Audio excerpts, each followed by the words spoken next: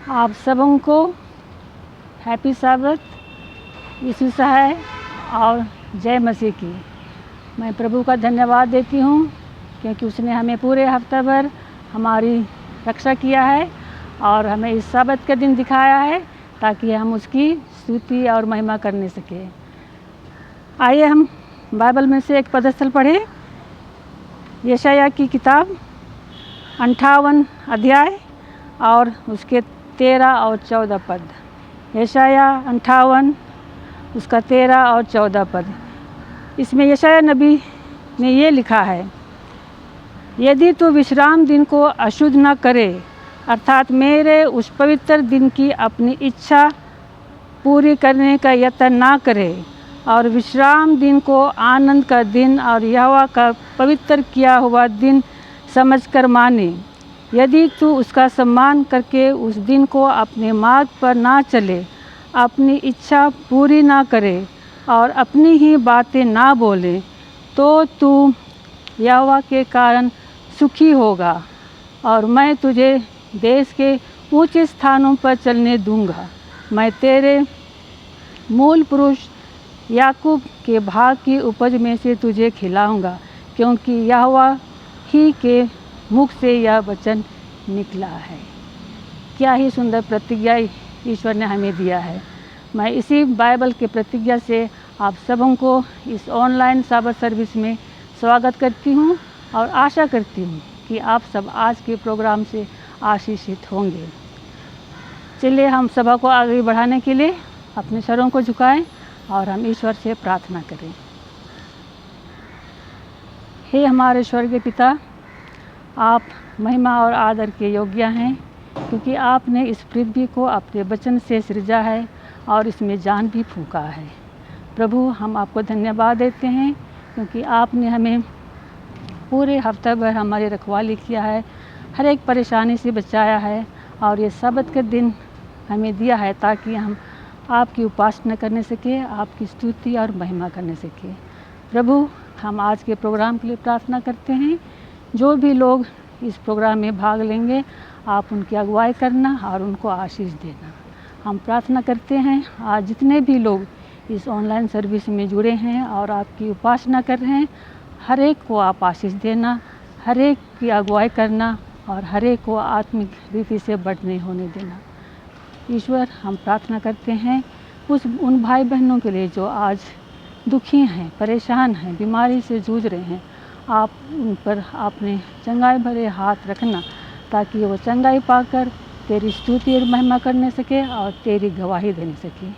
पिता, हम तो बहुत पापी हैं, हमारे पाप और गुनाह को क्षमा करना, हमें शैतान की परीक्षाओं से बचाना और उस दिन के लिए तैयारी करना जब तो बादलों से होकर आएगा तो हम उस राज के भागी होने सके। प्रभु, एक बार फिर से हम सभी को आशीष देना, हमारी अगुवाई करना और सारी बातों के लिए आपको धन्यवाद देते हैं। प्रत्येक की तू रक्षा रखवाली करना और हम सारे लोगों को आपके हाथ में सौंप देते हैं क्योंकि हमने इस प्रार्थना को मसीह यीशु के नाम से मांगा है।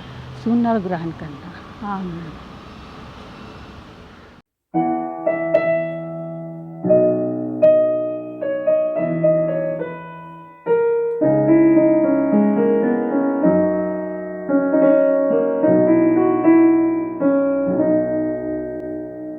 You're worried about tomorrow and what the future holds. Your mind is filled with questions as you face the unknown. You spent so many sleepless nights trying to work it out. But worry has consumed your faith with all its fears and doubt. But worry ends and faith begins when you put it in God's hands and leave it there. Oh, just leave it there. He's still in control, so trust in Him and take a hold of faith again. Worry ends where faith begins.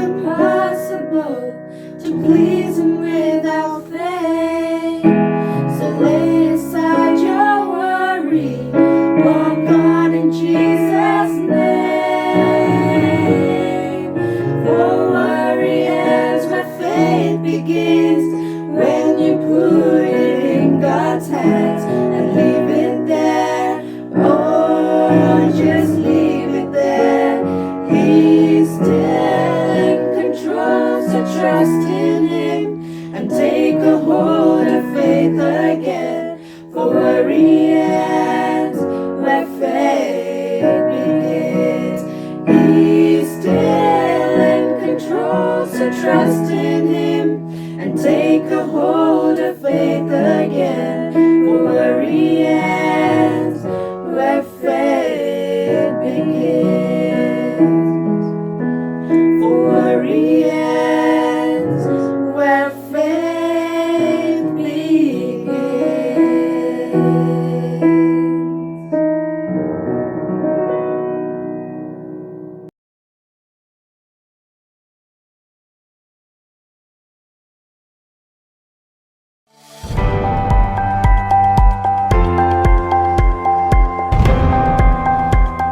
मेरा नाम हैना bongo है और मैं pulao mission academy में junior और senior बच्चों को इतिहास पढ़ाती हूँ। ये मेरा सौभाग्य है कि मैं रोज़ यहाँ आकर बच्चों से बात करूँ और इनको परमेश्वर के बारे में रोज़ और सिखाऊँ। हर सभा में, हर प्रार्थना में यही मेरा मूल्य उद्देश्य होता है कि मैं हर चीज़ परमेश्वर के साथ जोड़ दूँ। एक मिशनरी बन के परमेश्वर का काम करना मेरे लिए बहुत ही बड़ा आशा का कारण है। हमारे दिनचर्या में सबसे पहले हम तैयार होते हैं, उसके बाद हम थोड़ा सा नाश्ता करते हैं और उसके बाद सीधा हम स्टाफ वर्शिप के लिए जाते हैं, क्योंकि अगर हम खुद प्रार्थना नहीं करेंगे तो हम अपने बच्चों को भी प्रार्थना करना नहीं सिखा सकते। फिर हमारा दिन शुरू होता है। हम अपनी अपनी क्लासों में जाके बच्चों के साथ सबसे पहले प्रार्थना करते हैं, क्योंकि वह सबसे विशेष है। कई दिन आसान और कई दिन काफ़ी मुश्किल होते हैं। हफ्ते की शुरुआत सबसे मुश्किल होती है, पर सबसे ज़रूरी ये है कि हम आते हैं, बच्चों से पढ़ाई के अलावा बातचीत भी करते हैं, उनसे मिलते हैं, हाथ मिलाते हैं और उन्हें गले भी लगाते हैं। कभी वो हमें हंसाते हैं और कभी हम उन्हें। ऐसे हमारा दिन समाप्त होता है और बहुत ही अच्छा लगता है। शाम का समय हम अपने घर के सदस्यों के साथ गुजारते हैं। वो समझते हैं कि हम किन चीज़ों से गुजर रहे हैं और अच्छा लगता है कि हम उनसे अपने मन की बात कह सकते हैं। पुलाव आने से पहले मैंने कोई भी टीचर बनने की ट्रेनिंग नहीं ली है, ना ही मैंने इससे संबंधित कोई पढ़ाई की है। मुझे पता भी नहीं था कि मैं क्या करने जा रही हूँ, लेकिन यहाँ आकर मैंने ये जाना कि मुझे इन सब चीज़ों की ज़रूरत नहीं है। परमेश्वर मेरी हर ज़रूरत को पूरी करता है। पिछले 1 साल से मैंने 4th कक्षा को पढ़ाया है और कभी कभी मुझे नहीं पता लगता कि मैं कैसे अपना काम करूँगी, पर परमेश्वर अपनी करुणा करता है और हर काम में मेरी मदद करता है। याद रखें कि अगर परमेश्वर आपको अपने काम के लिए बुला रहा है तो वो आपको कभी भी अकेला नहीं छोड़ेगा। इसलिए हमें चिंता करने की कोई ज़रूरत नहीं है, क्योंकि वो हमें संभाल लेगा। मैं अपने पसंदीदा टापू पुलाव में काम कर रही हूँ, अपने मनपसंद लोगों के साथ, और आशा रखती हूँ कि परमेश्वर आपको जहाँ भी भेजे अपना काम करने के लिए, आप वहाँ एक मिशनरी बने। पुलाव मिशन एकेडमी जैसे कई स्कूल हैना जैसे वॉलंटियर्स की सेवा पर ही टिके हैं। ये वॉलंटियर्स बच्चों को आत्मनिर्भर बनना सिखाते हैं और ये दुनिया के अलग अलग कोने से आते हैं। इनको रहने के लिए एक साफ सुथरी और अच्छी जगह मिलती है। फिलहाल टीचर्स स्कूल से 20 मिनट की दूरी पर रहते हैं, लेकिन अगर इनके आवास की सुविधा स्कूल में ही हो जाए तो इनको बच्चों के साथ ज़्यादा समय बिताने का मौका मिलेगा। इस बार आपके 13वें सब्त की ऑफरिंग से यहाँ के कर्मचारी आवास सुविधा का लाभ उठा पाएंगे। आप सब भी उदारता से दें और परमेश्वर की आशीषें पाएं। धन्यवाद।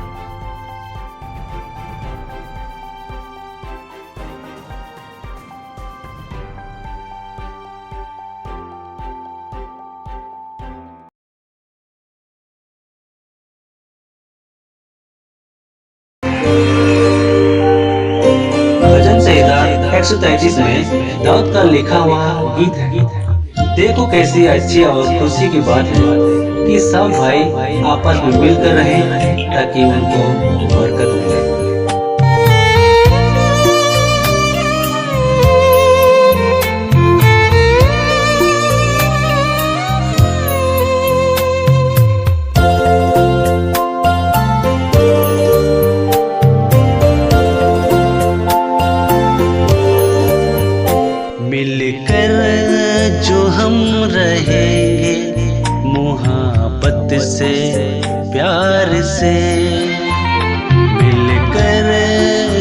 हम रहेंगे मुहब्बत से प्यार से। बरकत मिलेगी हमको, बरकत मिलेगी हमको फिर रब के द्वार से। मिलकर जो हम रहेंगे मुहब्बत से प्यार से।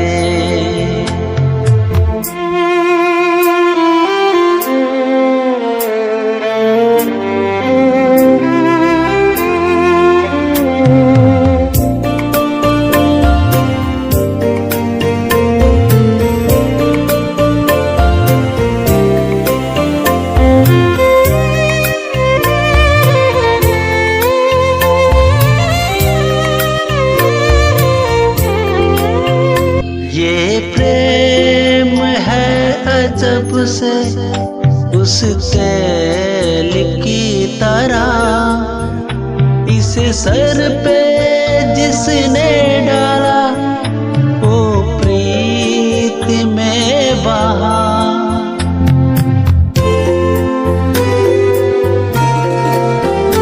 ये प्रेम है अजब से उस तेल की तरह, इस सर पे जिसने डाला वो प्रीत में बहा, वो प्रीत में बहा।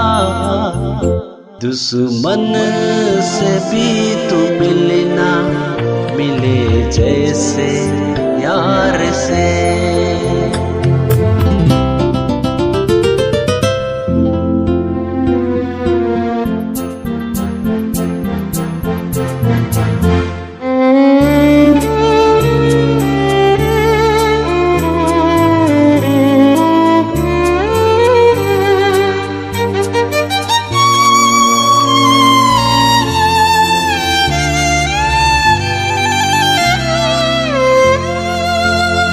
वो लोग हैं मुबारक जो पाक साफ हैं, इंसान खूब है जो कर देते माफ हैं।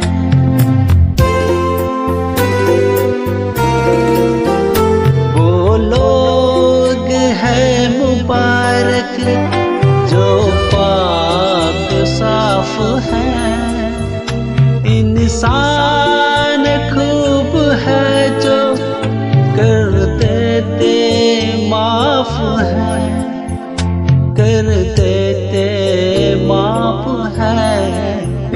चाहत में रहे तो रहेंगे करार से।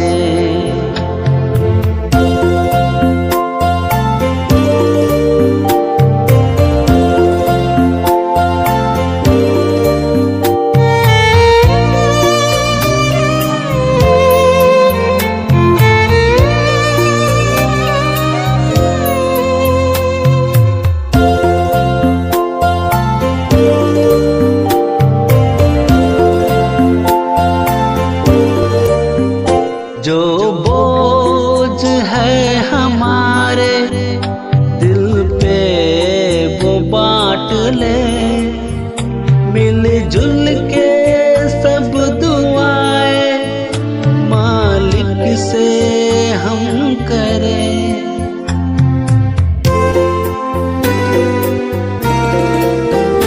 जो बोझ है हमारे बांट ले, मिलजुल के सब दुआएं मालिक से हम करें, मालिक से हम करें। दिल से उसे पुकारे अदब एतबार से, मिलकर जो हम रहेंगे मुहब्बत से प्यार से। बरकत मिलेगी हमको, बरकत मिलेगी हमको, फिर रब के द्वार से मिलकर जो हम रहेंगे मुहब्बत से, प्यार से।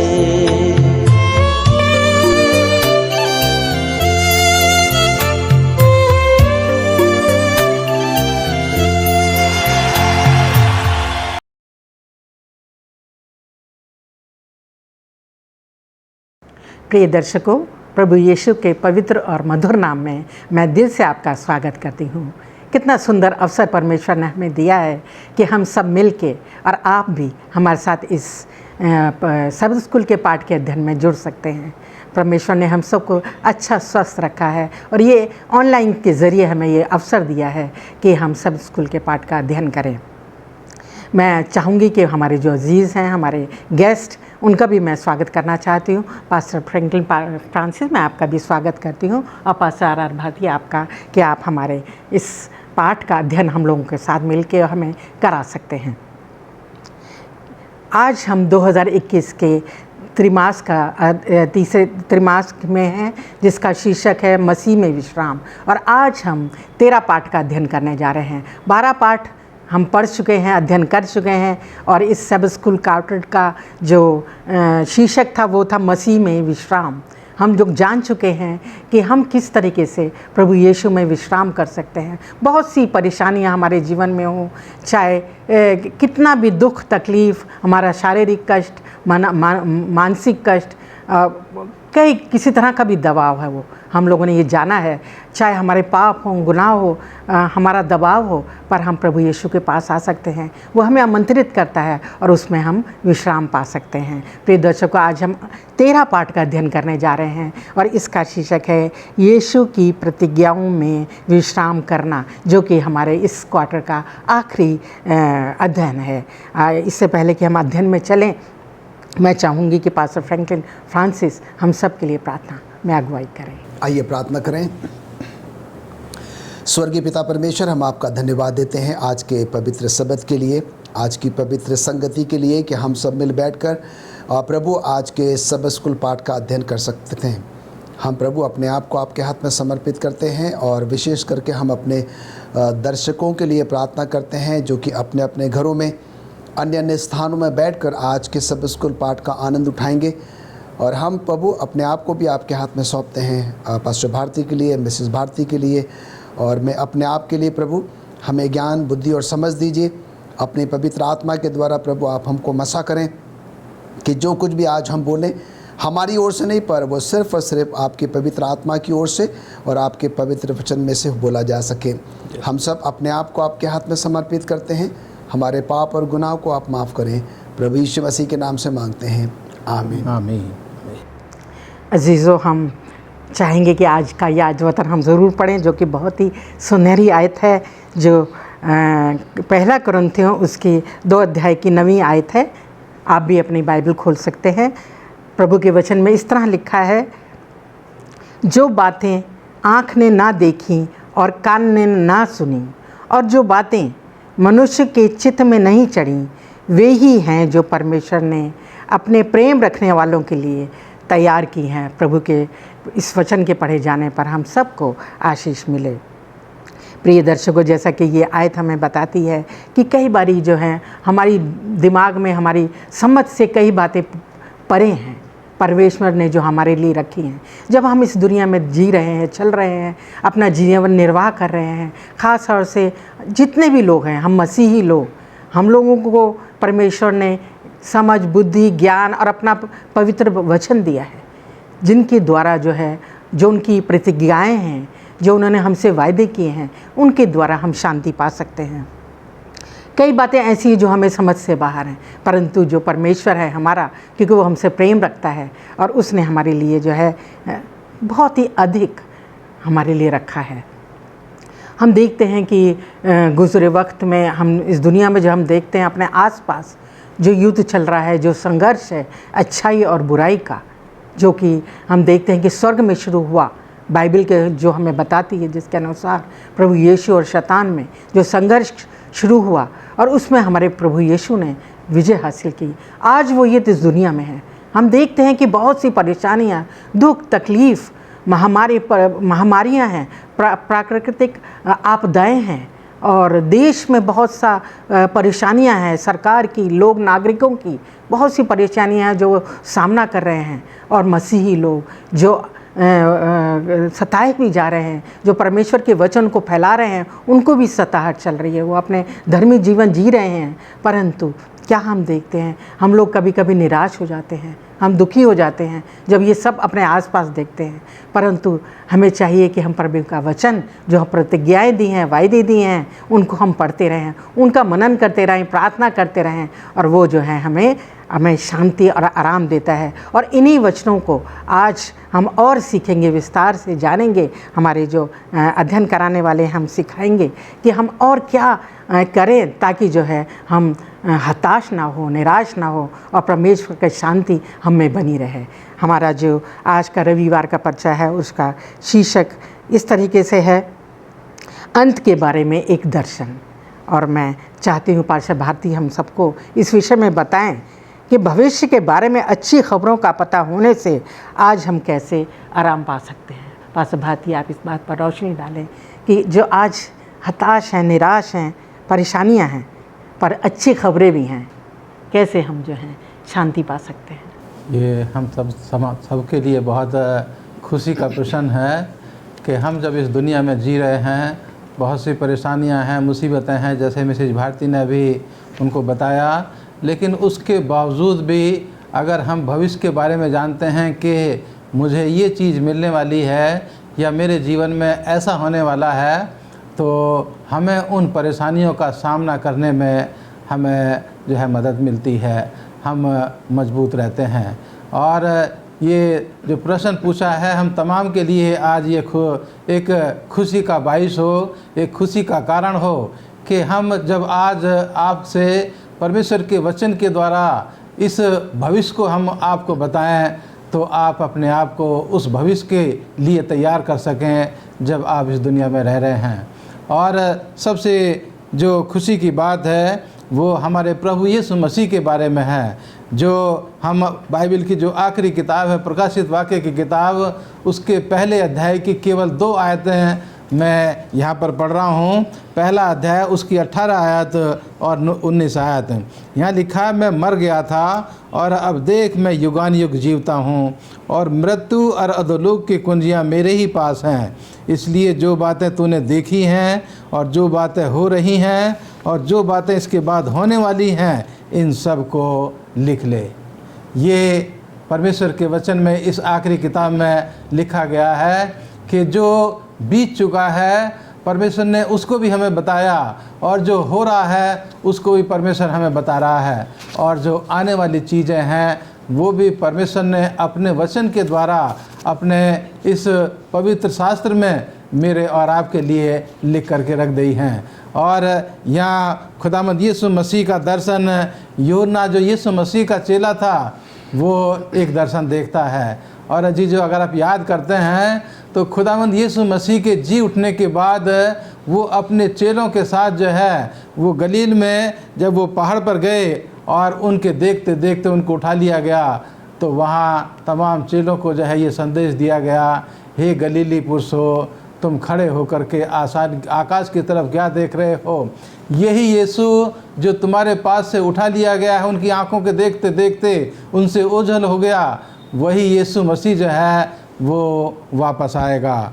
ये भविष्य के बारे में ये उम्मीद परमेश्वर ने मुझे और आपको और हम तमाम को परमेश्वर ने अपने वचन के द्वारा दी है। अजीजों, मैं आपको बताना चाहता हूँ कि ये यूहन्ना जो खुदावंद यीशु मसीह का चेला था, जब इस किताब को जो है वो लिखने का समय आया तो वो उसकी उम्र करीब 90 साल की थी, और वो ऐसी हालत में था कि वो अकेला रहता था। और जब वो इफिसस में सेवा करता था तो वहाँ के रोमन बादशाह ने उसको यीशु मसीह के प्रचार की खातिर उसको इफिसस से निकाल करके एक पतमस आइलैंड पर जो है वो भेज दिया। और ये पतमस आइलैंड आज भी टर्की और यूनान के तटों के बीच में जो समुद्र है, एजियन सी, उसमें आज भी ये पतमस आइलैंड जो है वो पाया जाता है, जहाँ पर यूहन्ना को जो है वो भेज दिया गया था कि वहाँ वो जाएगा और वो जो है मर जाएगा। लेकिन ऐसी स्थिति में खुदावंद यीशु मसीह जब यूहन्ना एक दिन सब्त के दिन एक पत्थर पर बैठ कर के सोच रहे थे अपने पुराने जीवन के बारे में, तो वहाँ परमेश्वर जो है उनको इस दर्शन को दिखाता है जो प्रकाशित वाक्य की किताब में मेरे और आपके लिए आने वाले समय के लिए जो है उसको रखा गया है। और इस किताब में जो उम्मीद दी गई है कि जो जीवित था वो मर गया और अब वो युगान युग जीवता है। मौत और अधोलोक की कुंजियाँ उसके पास हैं और वो तमाम बातों का जानने वाला है। और वो जो है बताता है कि आने वाले समय में हम इस दुनिया की तमाम परेशानियों से, तमाम मुसीबतों से छुटकारा पा कर के, जो प्रकाशित वाक्य 21 अध्याय में लिखा है कि हम नए आकाश और नई पृथ्वी को देखेंगे। लेकिन कौन देखेंगे? जो खुदावंद यीशु मसीह में विश्वास करते हैं। जो खुदावंद यीशु मसीह में विश्वास करते हैं वो उस अनंत विश्राम में वो प्रवेश करेंगे। तो अजीजों, आज मेरे और आपके लिए ये खुशी का संदेश है। इस दुनिया में रहते हुए कितनी भी परेशानियां हमारे सामने क्यों ना हों, लेकिन जब हम भविष्य के बारे में जानते हैं कि हमें एक अच्छा जीवन मिलने वाला है, एक मुसीबतों से फ्री, एक मुसीबत रहित जीवन जो है वो मिलने वाला है, एक ऐसा जीवन जिसमें मौत नहीं होगी, ऐसा जीवन मिलने वाला है। उस जीवन के लिए मैं और आप अपने आप को इस दुनिया में रहते हुए तैयार करें। और इसके लिए ज़रूरी है कि हम खुदावंद यीशु मसीह पर भरोसा करें और उस अनंत विश्राम के लिए इस दुनिया में रहते हुए अपने आप को तैयार करें। तो अजीज़ों, ये मेरे और आपके लिए खुशखबरी है कि हम इस दुनिया में रहते हुए हम आने वाले भविष्य को अपने इस पवित्र शास्त्र की मदद से जानते हैं और वो आने वाला भविष्य मेरे और आपके लिए एक अच्छा भविष्य होगा। धन्यवाद देती हूँ पास्टर भारती, आपने कितने अच्छे से सिखाया कि हमें कितना प्रोत्साहन मिलता है जब इन बातों को, परमेश्वर के इन वचनों को सीखते हैं और हम दूसरों को भी जो है प्रोत्साहित कर सकते हैं परमेश्वर के वचनों के द्वारा। आइए हम अपने सोमवार के अध्ययन में चलते हैं जिसका शीर्षक है संकट का समय। और मैं चाहती हूँ पास्टर फ्रैंकलिन इस बात पर रोशनी डालें कि यीशु मसीह के दूसरे आगमन से पहले क्या होगा। आप बताएं। बड़ा ही अच्छा प्रश्न है मिसेस भारती, और एक सेवेंथ एडवेंटिस्ट होने के नाते ये लाजमी है कि हम सब इस बात को जानें।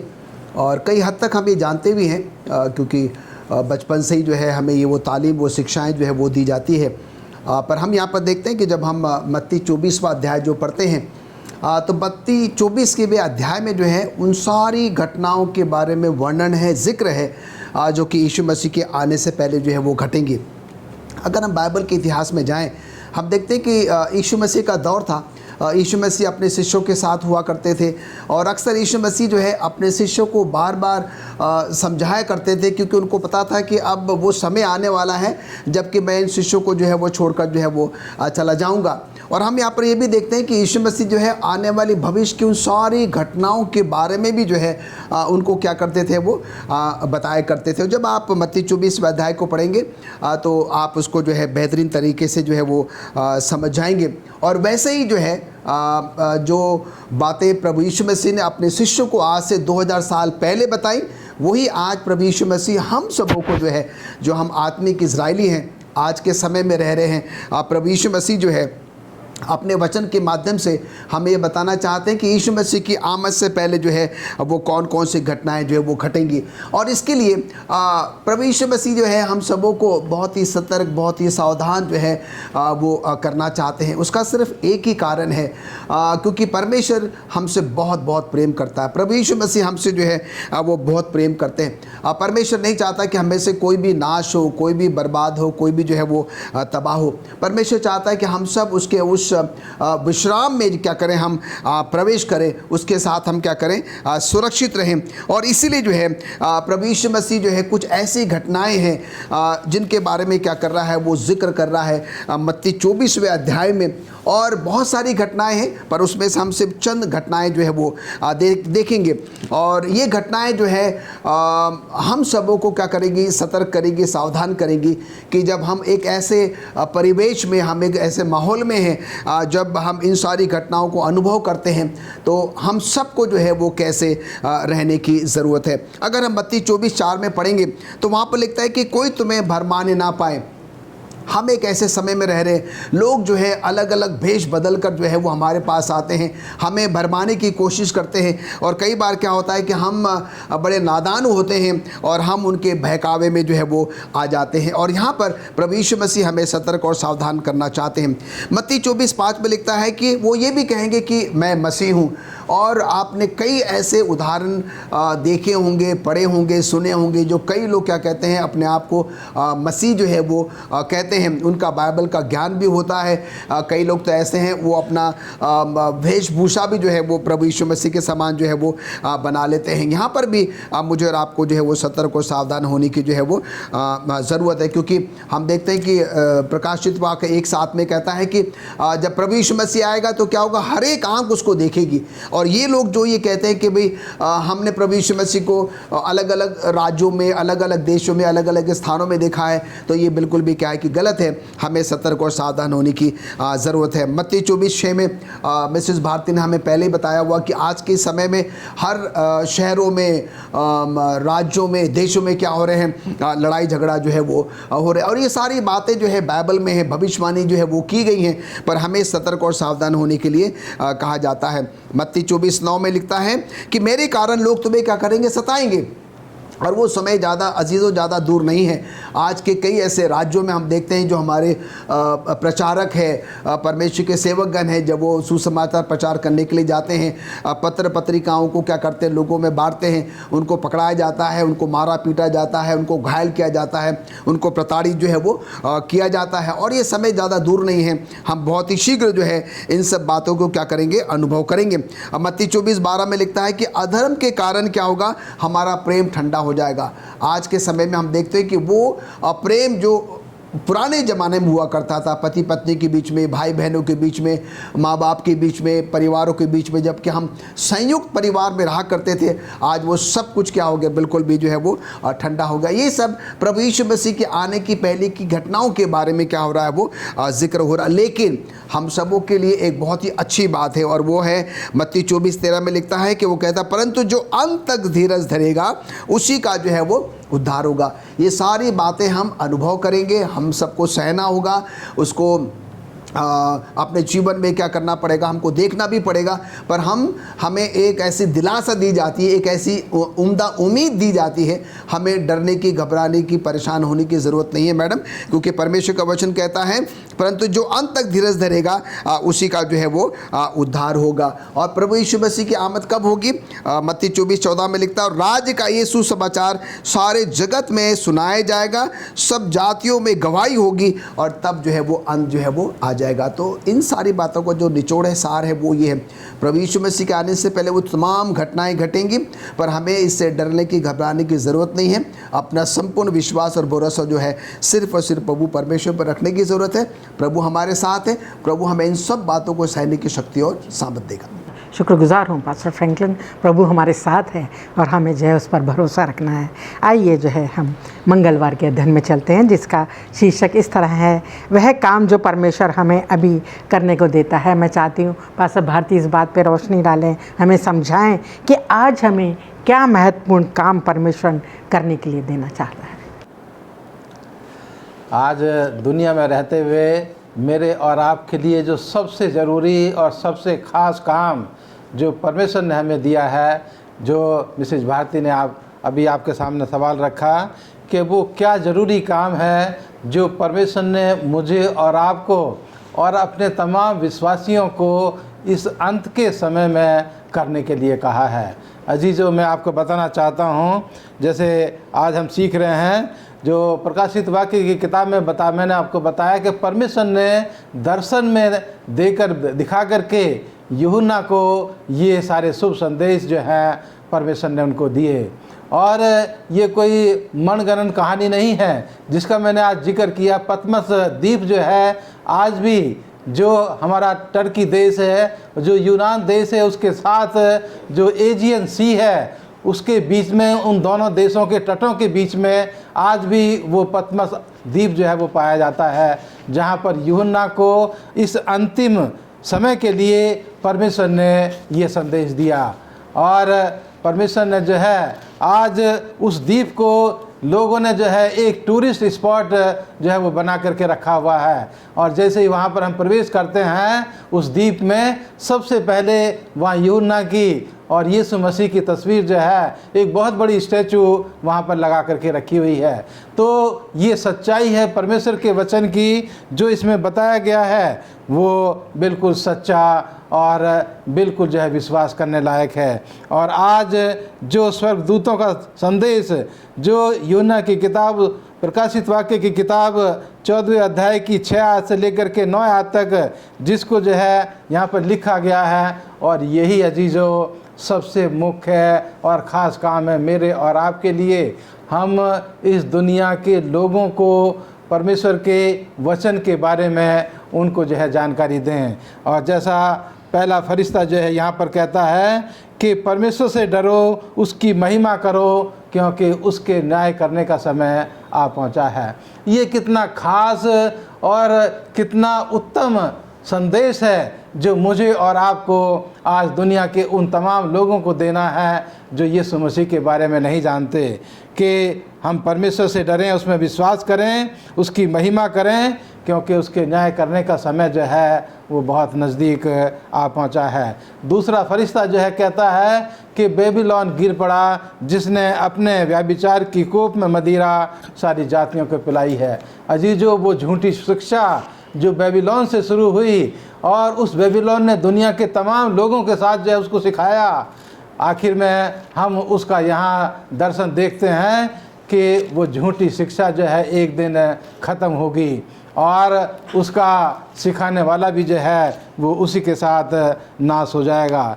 तीसरा फरिश्ता जो है यहाँ पर कहता है कि हम जो हैं उस पशु की और उसकी मूर्त की पूजा ना करें और उसके अपने हाथ पर या अपने माथे पर उसकी छाप ना लें, क्योंकि परमेश्वर के प्रकोप की निरी मदिरा जो उसके कटोरे में डाली गई है पिएगा और स्वर्गदूतों के सामने और मेमने के सामने आग और गंधक की पीड़ा में पड़ेगा। अजीजों, वो लोग जो पशु या उसकी मूर्त की उपासना करते हैं उनको जो है उनका खात्मा किया जाएगा और वो जो हैं उनको आग में और गंधक की पीड़ा में जो है उनको डाला जाएगा। अजीज़ों, ये शुभ संदेश हमें दुनिया के तमाम लोगों को बताने के लिए परमेश्वर ने मुझे और आपको ये जिम्मेदारी दी है। और लिखा है कि जो अंत तक धीरज धरे रहेगा, लिखा है कि जो आखिर तक परमेश्वर की आज्ञाओं को मानता रहेगा और यीशु पर विश्वास रखते हुए अपने ज़िंदगी के सफ़र में इस शुभ संदेश को लोगों को सुनाते हुए आगे बढ़ता रहेगा, परमेश्वर जो है उनको अपने अनंत विश्राम में उनको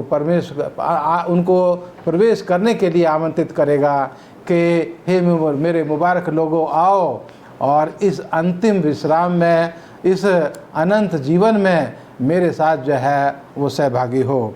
अजीज़ों, आज यही खास संदेश है मेरे और आपके लिए और हमारे तमाम चर्च के विश्वासियों के लिए कि हम इस खास काम को करने के लिए अपने जीवन के, अपने व्यस्त समय से थोड़ा सा समय निकाल कर इस शुभ संदेश को, इस सनातन संदेश को, इस सत्य वचन को हम लोगों को बताएं और उन लोगों को मौका दें कि वो भी खुदावंद यीशु मसीह को जान सकें और चाहें तो उसको स्वीकार कर सकें और चाहें तो उसका इनकार कर सकें। ये दावत हमें दुनिया के तमाम लोगों को आज देनी है और यही खास और मुख्य काम परमेश्वर ने अपने तमाम विश्वासियों को दिया है।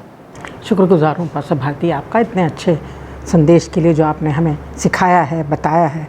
आइए हम बुधवार के अध्ययन में चलते हैं जिसका शीर्षक है शांति से विश्राम। और मैं चाहती हूँ कि पास्टर फ्रैंकलिन हमें समझाएं यूहन्ना 11:11 में के अनुसार मृत्यु क्या है।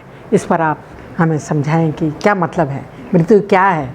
एक सेवेंथ एडवेंटिस्ट होने के नाते जो है ये बहुत ही अहम विषय है, जो कि कई दूसरी संस्थाएं लोग जो है इसमें उतना ज़्यादा गौर जो है वो नहीं करते हैं, पर हम परमेश्वर का धन्यवाद देते हैं कि परमेश्वर ने हमें जो है वो ज्ञान दिया है कि हम इस ज्ञान को जो है वो लोगों के साथ बांट सकते हैं। और जैसे कि आज बुधवार का जो शीर्षक है शांति से विश्राम करना, ये हम सबों की आशा है मैडम, सबों की उम्मीद है कि एक समय आएगा जबकि हम सब क्या करेंगे, शांति से जो है वो प्रभु यीशु मसीह के साथ, परमेश्वर के साथ जो है उस स्वर्ग में जो है वो विश्राम करेंगे। प्रभु यीशु मसीह के आमद के बारे में जो है हम कई सालों से जो है वो सुनते आ रहे हैं। हमारे बाप दादों ने सुना, उसके बाद हमारे माता पिताओं ने सुना, हम जो तीनों जो है इस उम्र में हैं, हमने भी जो है प्रभु यीशु मसीह के बारे में सुना। आज हमारे बच्चे भी सुनते हैं, जो आज बहुत छोटे हैं, वो भी जो है प्रभु यीशु मसीह के बारे में सुनते हैं। हम उन्हें जो है वो बताते हैं कि प्रभु यीशु मसीह जो है वो बहुत ही शीघ्र जो है वो आने वाले हैं। पर यहाँ पर मैडम एक बहुत बड़ा सवाल उठता है कि हम गैर मसीहों को जो है ये कैसे समझाएंगे, कैसे बताएंगे कि प्रभु यीशु मसीह जो है वो क्या है कि दोबारा बार जो है वो आने वाले हैं। और एक बहुत ही अच्छी बात जो है परमेश्वर ने हमको दी है, और वो ये है कि क्योंकि प्रभु यीशु मसीह के बारे में परमेश्वर के शास्त्र में लिखा हुआ कि प्रभु यीशु मसीह ने पहली बार आना था, प्रभु यीशु मसीह पहली बार आया। प्रभु यीशु मसीह का पहली बार आना ही जो है इस बात की उम्मीद है, इस बात की आशा है कि परमेश्वर के वचन में जो लिखा है उसके दोबारा आने के बारे में जो है वो ज़रूर क्या करेगा, वो आएगा। अब हम यहाँ पर देखते हैं कि एक ऐसा विषय है जो कि हम मृत्यु को लेकर जो है वो हम बात कर रहे हैं। और हम यहाँ पर देखते हैं कि कई लोगों का ये मानना है मैडम कि जो अच्छे लोग होते हैं मरने के बाद क्या हो जाता है, वो सीधे के सीधे जो है वो स्वर्ग चले जाते हैं। पर भाइयों बहनों, ये ऐसा बिल्कुल भी जो है वो नहीं है। मुझे और आपको जो है बाइबल में जाने की जो है वो सख्त ज़रूरत है कि बाइबल इसके बारे में जो है वो क्या कहती है। आपने जो है बिली ग्राहम के बारे में जो है वो पढ़ा है। कई लोगों का ये मानना था जब उनकी मृत्यु हो गई तो सीधा जो है वो परमेश्वर के स्वर्ग में पहुंच गए, और वो परमेश्वर के साथ क्या कर रहे हैं, वो बैठे हुए हैं, उनके साथ जो है वो बातचीत कर रहे हैं, उनके साथ जो है वो आनंद उठा रहे हैं। हम यहाँ पर देखते हैं कि मरने के बाद जो है आज तक कोई भी व्यक्ति जो है वो स्वर्ग नहीं गया। हम दाऊद के बारे में जानते हैं, अगर हम दाऊद के बारे में अगर हम पढ़ें प्रेरितों के काम उसका 2 अध्याय उसके 29वें लेकर 34वें आयत तक, तो हम यहाँ पर देखते हैं कि दाऊद भी जो है वो क्या हुआ, वो मरा, पर वो स्वर्ग जो है वो नहीं गया या वो नहीं उठा लिया गया। पर हम 3 ऐसे व्यक्तियों के बारे में जानते हैं, एक तो इनोक है, एक एलाइजा है और एक मूसा है। ये तीनों ने जो है वो मृत्यु को नहीं चखा, और ये लोग जो है वो ट्रांसलेटेड हुए थे, और परमेश्वर ने क्या किया, इनको जो है बिना मृत्यु को चखे जो है वो उठा लिया था। पर हम यहाँ पर देखते हैं कि कई लोगों का ये मानना है कि भाई मृत्यु के बाद जो है लोग क्या हो जाते हैं, सीधे जो है वो स्वर्ग जो है वो चले जाते हैं। इसको समझने के लिए हमें मनुष्य की सृष्टि में जाना पड़ेगा। हम देखते हैं कि परमेश्वर ने क्या किया, आदम को बनाने के लिए जो है वो मिट्टी ली, मिट्टी को साना, और मिट्टी को सानने के बाद एक पुतला तैयार कर दिया। पुतला तैयार करने के बाद उसमें जो है वो जीवन का श्वास जो है वो फूंक दिया, और आदम जो है वो जीवित प्राणी जो है वो बन गया। अब हम यहाँ पर देखते हैं कि उसकी जो मरने की अवस्था होगी वो एक तरीके से रिवर्स होगी, वैसे ही सब कुछ क्या हो जाएगा, वापस हो जाएगा। जब मनुष्य मर जाता है तो जो मिट्टी है जिसके द्वारा उसको बनाया गया था, मिट्टी मिट्टी में मिल जाती है, और जो जीवन का जो श्वास है, जो प्राण है, जो परमेश्वर ने मनुष्य को दिया था, वो क्या है कि परमेश्वर के पास जो है वो सीधा लौट जाता है। और इसके लिए हम यहाँ पर देखते हैं कि जैसे कि मैंने आपको बताया है कि उत्पत्ति 2:7 में जो है परमेश्वर ने क्या किया, आदम को मिट्टी से बनाया, पुतला बनाया, उसमें जीवन का श्वास फूंक दिया, और वो क्या हो गया कि वो जीवित प्राणी बन गया। अब मरने के बाद क्या होता है, हम देखते हैं कि सबोपदेशक उसका 12वां अध्याय और उसका 7वां पद, वहाँ पर लिखता है कि तब मिट्टी मिट्टी में ज्यों की त्यों मिल जाएगी, आत्मा जो कि परमेश्वर ने दिया था परमेश्वर के पास वापस जो है वो लौट जाती है। और कहने का तात्पर्य यहाँ पर ये है, अगर हम पहला थिस्सलुनी को उसका 4था अध्याय उसके 14वें पद में पढ़ेंगे तो हम वहाँ पर लिखता है कि यदि हम विश्वास करते हैं कि मसीह मरा और जी भी उठा, तो हम भी क्या होंगे, वैसे के वैसे भी जो है वो जलाए जाएंगे। पर एक बहुत ही अहम विषय है मैडम, और वो ये है कि मरने के बाद जो है कुछ लोग ये कहते हैं कि वो व्यक्ति सीधा क्या हो गया, वो स्वर्ग पहुँच गया। कोई भी स्वर्ग नहीं पहुँचता है। और हम यहाँ पर देखते हैं कि मरने के बाद जो है, जो कि बाइबल मौत को, मृत्यु को जो है एक नींद के साथ जो है वो तुलना करती है। हम देखते हैं कि सब के सब जो है वो नीचे कब्र में ही रहते हैं। यहाँ तक कि मैंने आपको दाऊद के बारे में बताया, दाऊद मरा है, दाऊद भी अभी कब्र में है। सिर्फ 3 लोग जो है वो ट्रांसलेटेड हुए हैं, और बाकी जो भी पहले मर गए हैं, जो लोग मरते जाएंगे, वो सब के सब यीशु मसीह के दूसरे आगमन तक जो है वो कब्र में ही रहेंगे। और जब प्रभु यीशु मसीह आएंगे, जितने भी मसीह में सो रहे हैं, परमेश्वर का वचन कहता है कि वो सब के सब क्या किए जाएंगे, वो जलाए जाएंगे। और इसलिए ये बहुत ज़रूरी है अजीज़ों कि हम इस बात को जानें, समझें कि मरने के बाद जो है कोई भी स्वर्ग नहीं जाता है, सब के सब जो है हम कब्र में ही रहते हैं, और तब तक हम रहेंगे जब तक कि प्रभु यीशु मसीह जो है वो दोबारा बार नहीं आता है। और इस बात को हमें जानने की, समझने की जो है वो सख्त ज़रूरत है। जी, शुक्रगुजार हूँ पास्टर फ्रैंकलिन आपका। और यीशु मसीह ने भी इसको ये बोला है कि हाँ, ये तो जो भी मृत्यु को गया, यीशु मसीह ने कभी ये नहीं कहा कि मर गया। उन्होंने लाजर के लिए भी कहा कि वो सो रहा है, तो उन्होंने उसको सोने की संज्ञा दी कि वो सो गया है। आइए हम जो हैं गुरुवार के अध्ययन में चलते हैं, जिसका शीर्षक है प्रभु में सदा आनंदित रहो। और पास्टर भारती से मैं चाहती हूँ कि जो पौलुस एक सलाह दे रहे हैं अपने इन वचनों में, कि उसके अनुसार हम अपने इस दुखी जीवन में कैसे जो है शांति पा सकते हैं और हम आनंदित रह सकते हैं, कैसे। ये हम तमाम के लिए बहुत खुशी का संदेश है कि हम किस तरह से आनंदित रह सकते हैं इस दुनिया में, किस तरह से खुश रह सकते हैं। लेकिन इस विचार के ऊपर मैं आपसे बातचीत करने से पहले, जो पास्टर फ्रैंकलिन ने अभी हमारे लिए बताया बहुत ही अच्छे तरीके से, मैं उसमें एक शब्द जो है, एक सेंटेंस उसमें जोड़ना चाहता हूँ अपने तमाम विश्वासियों के लिए, अपने तमाम चर्च के लोगों के लिए, कि हम कभी भी किसी भी व्यक्ति के लिए जो मृत्यु की दशा में जो है वो सो गया है, हम कभी भी उसके लिए प्रार्थना ना करें, या कभी भी उसके लिए हम जो हैं कोई शब्द ना बोलें। क्योंकि ये देख करके और ये अनुभव करके जो है मैंने देखा है अपने चर्च के बीच के लोगों के बीच में, कि बहुत से लोग जो हैं उस व्यक्ति के लिए मरने के बाद उसको कहते हैं कि हे प्रभु तो इसकी आत्मा को शांति दे, जो परमेश्वर के वचन के बिल्कुल विपरीत है। क्योंकि उसका न्याय जो है वो तब तक हो गया जब तक वो जीवित था, जब तक वो सोया नहीं था प्रभु में। और अब जब वो प्रभु में सो गया है, तो मेरे और आपके कुछ कहने से या प्रार्थना करने से जो है वो कुछ उसका लेना देना नहीं है। ये जो लोग कहते हैं कि हे प्रभु इसकी आत्मा को शांति दे, वो रोमन कैथलिक चर्च की शिक्षा है, जो ये सिखाते हैं कि अगर कोई मर गया है तो आप हमें अपने घर बुलाइए, हम आपके लिए प्रार्थना करेंगे। और वे व्यक्ति जो है पुर्गेटोरी से निकल करके, जो ज़मीन और आसमान के बीच में जो जगह उन्होंने मुकर्रर कर रखी है कि हमारे प्रार्थना करने से वो व्यक्ति पुर्गेटोरी से निकल करके स्वर्ग में चला जाएगा। अजीज़ों, ये शिक्षा परमेश्वर के वचन की नहीं है। हम अपने चर्च के जो विश्वास हैं उनमें मजबूत रहें, किसी भी उस व्यक्ति के लिए हम प्रार्थना ना करें जो प्रभु में सोया है। और मैं अपने सवाल की तरफ आना चाहता हूं और आपको बताना चाहता हूं कि आप किस तरह से खुश रह सकते हैं। ये मेरे और आपके लिए एक बहुत अच्छा सवाल है।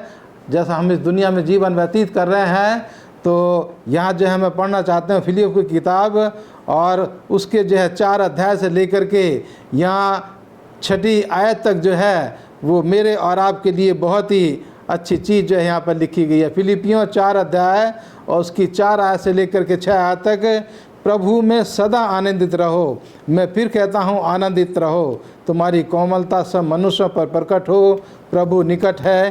किसी भी बात की चिंता मत करो, परंतु हर एक बात में तुम्हारी निवेदन, प्रार्थना और विनती के द्वारा धन्यवाद के साथ परमेश्वर के सम्मुख को उपस्थित किए जाएं। अजीज़ों, ये परमेश्वर का वचन जो है वो मुझे और आपको यहाँ सिखा रहा है कि हम जब जानते हैं कि हमें उस जगह पर, उस मुकाम पर, उस स्थान पर हमें पहुंचना है जो परमेश्वर ने मेरे और आपके लिए मुकर्रर किया है। कभी कभी हम लोग जो है जब इस दुनिया में रहते हैं, कोई नई जगह हमें जाना होता है, तो हम लोग गूगल मैप की जो है वो मदद लेते हैं। और अगर आपने जो उस गूगल मैप में गलत पता डाल दिया है, जहां आप जाना चाह रहे हैं उस जगह का जो है आपने गलत पता डाल दिया, तो आप गलत जगह पर पहुंच जाएंगे। और अगर आपने जो है सही पता डाला है और आप बीच रास्ते में पहुंच कर के सोचे हैं कि नहीं मैं जो हूँ शॉर्टकट से उस जगह पर जाऊंगा, तो आप मिसगाइड हो सकते हैं और गलत जगह पहुंच सकते हैं। इसलिए अजीजों, उस अनंत जगह पर पहुंचने के लिए परमेश्वर ने अपना वचन, अपना पवित्र शास्त्र मेरे और आपके लिए दिया है, जो मुझे और आपको सही रास्ता दिखाता है। क्योंकि जैसा हम तमाम जानते हैं भजन संहिता 119 की 105 आयत में कि परमेश्वर का वचन ही है जो मेरे सफ़र के लिए रोशनी और उजाले का काम करता है, जो मेरे और आपके रास्ते के लिए दीपक का काम करता है। और हम अपनी इस जीवन में परमेश्वर के ऊपर निर्धारित होकर के हम जब अपनी दुनिया की तमाम चिंताओं को उसके ऊपर डाल करके हम जब आगे बढ़ते हैं तो हमें किसी चीज़ की चिंता नहीं होती। परमेश्वर आज अपने वचन के द्वारा मुझे और आपको अपने पास अपनी तमाम चिंताओं को लेकर के वो जो है वो बुला रहा है। लूका की किताब उसके 11 अध्याय के 28 में आत्मा लिखा है कि हे बोझ से दबे हुए लोगों मेरे पास आओ, मैं तुम्हें आराम दूंगा। अजीज़ों, परमेश्वर मुझे और आपको इस दुनिया की तमाम चिंताओं के साथ, तमाम परेशानियों के साथ, तमाम मुसीबतों के साथ वो मुझे और आपको अपने पास बुला रहा है कि मेरे ऊपर डाल दो और मुझ में जो है तुम आगे बढ़ो। और जब हम ऐसा करते हैं तो हम अपने बोझ जब प्रभु के ऊपर डाल देते हैं तो हम बोझ रहित हो जाते हैं, चिंता रहित हो जाते हैं और उसमें हम मगन और आनंदित होकर के अपने आने वाले जीवन को हम व्यतीत कर सकते हैं। तो आज मेरे और आपके लिए ये खुशी का समय है कि परमेश्वर ने अपना वचन मेरे और आपके लिए दिया है। खुदावंद यीशु मसीह ने अपना सनातन समाचार मेरे और आपके लिए दिया है। परमेश्वर ने सत्य वचन मुझे और आपको दिया है और रास्ता दिखाया है कि हम किस तरह से खुश रह सकते हैं, आनंदित रह सकते हैं। केवल और केवल यीशु मसीह में होकर के ही हम इस दुनिया में एक खुशी का जीवन व्यतीत कर सकते हैं और आने वाली दुनिया के लिए अपने आप को तैयार कर सकते हैं। धन्यवाद देती हूँ पास्टर भाती, आपका बहुत अच्छे से आपने हमें समझाया कि हम किस तरह आनंदित रह सकते हैं। आइए हम अपने आज शुक्रवार के में अध्ययन में चलते हैं और मैं चाहती हूँ कि पास्टर फ्रैंकलिन हम सबको इस विषय में अपने विचार प्रकट करें। हम लोगों को कैसे विश्वास दिलाएंगे कि यीशु मसीह दोबारा आने वाले हैं। हमने इसके विषय में पहले ही जो है वो सीख लिया है कि हम लोगों को ये कैसे बताएंगे, कैसे समझाएंगे कि भाई यीशु मसीह जो है वो दोबारा आने वाला है। और मैंने आपको ये बताया कि प्रभु यीशु मसीह की जो पहली आमद थी, जिसके बारे में भविष्यवाणी कर दी गई थी, जिसके बारे में बाइबल में वर्णन है, और वो साबित हो गया, प्रमाणित हो गया कि प्रभु यीशु मसीह आए। और हम यहाँ पर देखते हैं कि यही एक ऐसी अच्छी बात है, उम्दा बात है जो हमें और आपको क्या करती है, ये दिलासा देती है कि प्रभु यीशु मसीह जो है वो दोबारा बार ज़रूर आएंगे। हम जो है आज के सबक स्कूल पार्क का जो है वो निचोड़ निकालेंगे। हम यहाँ पर देखते हैं कि अगर जो मैडम ने आज पढ़ा है याद वचन में 1 कोरिन्थियों उसका 2 अध्याय उसके 9वीं आयत में, जहाँ पर लिखता है, परंतु जैसा लिखा है, जो बातें आँख ने न देखी और कान ने न सुनी और जो बातें मनुष्य के चित्त में न चढ़ी, वे ही है जो परमेश्वर ने अपने प्रेम रखने वालों के लिए तैयार की है। हम देखते हैं कि बहुत ही उम्दा उम्मीद के बारे में यहाँ पर जो है वो जिक्र हो रहा है। हमने देखा कि आज्ञा का उल्लंघन करना पाप है, पाप का प्रतिफल जो है वो मृत्यु है। मृत्यु जो है इस दुनिया में आई, परमेश्वर का वो महान अगापे प्रेम जिसने क्या किया, जो मृत्यु हमने सहनी थी प्रभु यीशु मसीह ने सह लिया। हमारे और आपके लिए क्या हो गया, एक उद्धार का जो है वो रास्ता जो है वो खुल गया। आज हम एक ऐसे समय में रह रहे हैं जबकि हम प्रभु यीशु मसीह के दूसरी आमद का जो है वो इंतज़ार कर रहे हैं। आज आपने हम तीनों को जो है वो सुना है। हमारे आज के पूरे सप्ताह भर के पाठ में जो है उन सारी बातों का जो निचोड़ है वो ये है कि परमेश्वर चाहता है कि हम सब की सब प्रभु यीशु मसीह की आमद के लिए हम क्या करें, अपने आप को तैयार करें, अपने परिवारों को तैयार करें, औरों को भी तैयार करें, जिससे कि जब प्रभु यीशु मसीह आएगा तो हम एक बहुत बड़ी संख्या में जो है उसके साथ उस स्वर्गीय घर में जो है वो जा सकेंगे।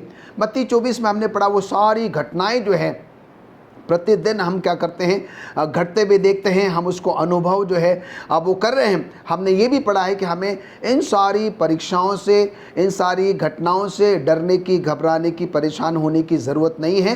क्यों? क्योंकि परमेश्वर जो है वो हमारे साथ है। और हमने ये भी पढ़ा है कि जो अंत तक धीरज धरेगा उसी का जो है वो उद्धार होगा। हम अपनी शक्ति, अपनी सामर्थ्य, अपनी बल से जो है इसमें विजय हासिल नहीं कर सकते हैं। हम प्रभु परमेश्वर के उस दया में, उसके अनुग्रह में होकर जो है आइए अपने आप को जो है वो तैयार करें। और ऐसे समय में कई बार ऐसा होता है कि हम परमेश्वर से प्रार्थना करते हैं, अपने लिए प्रार्थना करते हैं, अपने परिवार के लिए, अपनी कलीसियाओं के लिए प्रार्थना करते हैं। और हम ये भी देखते हैं कि जब कभी हमारी प्रार्थनाओं का जवाब हमको तुरंत नहीं मिलता है तो हम थोड़े से निराश हो जाते हैं, निरुत्साहित हो जाते हैं। पर आज का वचन हमें बताता है, सबे स्कूल पाठ हमें समझाता है कि हमें परेशान होने की ज़रूरत नहीं। परमेश्वर का अपना एक उपयुक्त समय है हमारी प्रार्थनाओं का जवाब देने के लिए। और आपने अनुभव किया है, हम सब ने इस बात को अनुभव किया है, परमेश्वर जब हमारी प्रार्थनाओं का जवाब हालांकि देर से देता है, पर उसमें जो आनंद आपको मिलता है, जो संतुष्टि आपको मिलती है, और जो परमेश्वर आपके लिए कितने अद्भुत तरीके से जो है आपके लिए, आपके परिवार के लिए, और जिस भी विषय के लिए आपने प्रार्थना करी है उसका जो प्रतिफल आपको देता है, शायद आप उसकी कल्पना जो है वो नहीं कर सकते हैं। तो दर्शकों, जब कभी भी हमारी प्रार्थनाओं में हमें ऐसा प्रतीत होता है कि परमेश्वर हमारी प्रार्थनाओं का जवाब नहीं दे रहा है, आइए हम अपना धैर्य, अपना धीरज ना खोएं, संपूर्ण विश्वास और भरोसा सिर्फ और सिर्फ प्रभु परमेश्वर पर रखें। और जैसे कि हमने ये भी पढ़ा है कि उसकी आमद बहुत नज़दीक है, आइए अपने आप को तैयार करें, औरों को तैयार करें कि हम सब तैयार पाए जाएं। और जब वो आए, ये मेरा विश्वास है, ये हम सब का विश्वास है कि हम सब के सब जो है एक बड़ी संख्या में प्रभु यीशु मसीह के साथ उस स्वर्ग में जो है मैडम जा सके। धन्यवाद देती हूँ पास्टर फ्रैंकलिन आपका, और मैं पास्टर भारती आपका भी शुक्रगुजार हूँ कि इस क्वार्टर में आपने, पास्टर फ्रैंकलिन, मिस्टर राजेश चंद ने, हमने सब ने मिलकर जो है आपने बहुत अच्छे जो है अपना संदेश लोगों को, हमारे जो दर्शक हैं उनको सिखाया है, हमें कई बातों को समझने में हमारी मदद की है। जबकि ये आज का हमारा जो है अंतिम जो है अध्ययन था इस क्वार्टर का। पास्टर फ्रैंकलिन आपकी भी मैं धन्यवादी हूँ। अजीज़ों, जैसा कि हमने जाना कि प्रभु यीशु में ही शांति है, उसमें ही हमें विश्राम मिलता है। हम इस क्वार्टर के ज़रिए हमने बहुत अच्छी और एक दिलों को तसल्ली देने वाली जो है बातें हमने सीखी। हमारा जो ये वचन जो है ये बिल्कुल सच्चा वचन है। प्रभु यीशु मसीह के जो वायदे हैं वो बिल्कुल सच्चे हैं। जैसा कि हमारा ये पवित्र पुस्तक बताती है कि इस दुनिया में एक यात्री का जीवन व्यतीत कर रहे हैं, हम यहाँ पर एक यात्री की तरह हैं। इसलिए जब हम इस दुनिया में अपना एक यात्रा कर रहे हैं और हमें उस मुकाम तक जाना है, प्रभु यीशु के उस घर में जाना है जो हमारे लिए तैयार कर रहा है, और वो शांति और तसल्ली और वो एक अच्छा और एक सुंदर घर वो हमें देने के लिए तैयार कर रहा है। तो इन बातों को भरोसा रखते हुए, और उसने जो हमें आज्ञाएं दी हैं, जो मार्ग, क्योंकि मार्ग सत्य जीवन वही ही है, उसने जो हमें मार्ग दिखाया है, उस मार्ग का अनुसरण करते हुए अपने जीवन को पवित्रता की, प्रभु यीशु में पवित्र रखते हुए, जिसने हमें, जो हमारा उद्धार करता है, जिसने अपने लिए अपना लहू हमारे लिए, जैसे कि हमने सीखा कि बहाया है, और वो हमें आज भी निमंत्रण देता है कि चाहे हम कितने हताश हों, निराश हों, परेशान हों, और दुनिया में जब चारों तरफ इस तरह की परेशानियां हैं, बीमारियां हैं, दुख और तकलीफ़ हैं, तो हमें निराश होने की ज़रूरत नहीं है। पौलुस हमें सिखाता है कि हम खुश रहें, आनंदित रहें और उस पर भरोसा रखें। चाहे कितने भी दुखी हों, अपनी सारी परेशानियों को प्रभु यीशु के पास लाएं, और वो इतना सामर्थी है, वो जानता है हमारे एक एक दुख और दर्द और हमारी हर ज़रूरत को वो जानता है, और वो सामर्थी है, और हमें जो है उन बातों से हमें नाजात देगा। आज नहीं तो कल, जब अगर हम इस दुनिया से चले भी जाते हैं, परंतु हमारे लिए जो धन्य आशा है वो हमारे लिए आज भी आधारित है। यही दर्शकों मैं चाहूँगी, अजीज़ों, आप भी इस प्रोत्साहित वचनों को आप भी खुद भी सीखें, इन पर मनन करते रहें, परमेश्वर से प्रार्थना करते रहें, ताकि प्रभु आपको ढांढस दे और आप धीरज धरते हुए जो है उस पर भरोसा करते हुए अपने आगे के जीवन को बिताएं और निराश ना हो, और उसमें प्रभु यीशु में जो हमें शांति का संदेश देते हैं उसमें हम भरोसा रखें। इसी बातों के साथ जो है अजीज़ों, मैं आशा करती हूँ कि ये जो हमारे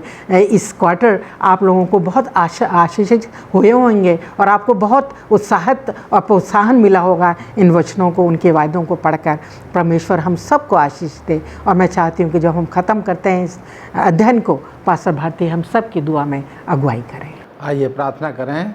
हे परमपिता परमेश्वर, इस दुनिया के सृष्टिकर्ता, हमारे मालिक, हम तेरे पास आते हैं, तेरा धन्यवाद देते हैं प्रभु इस त्रिमास के लिए जिसमें परमेश्वर तूने हम तमाम को भरपूरी के साथ अपने वचन के लिए इस्तेमाल किया।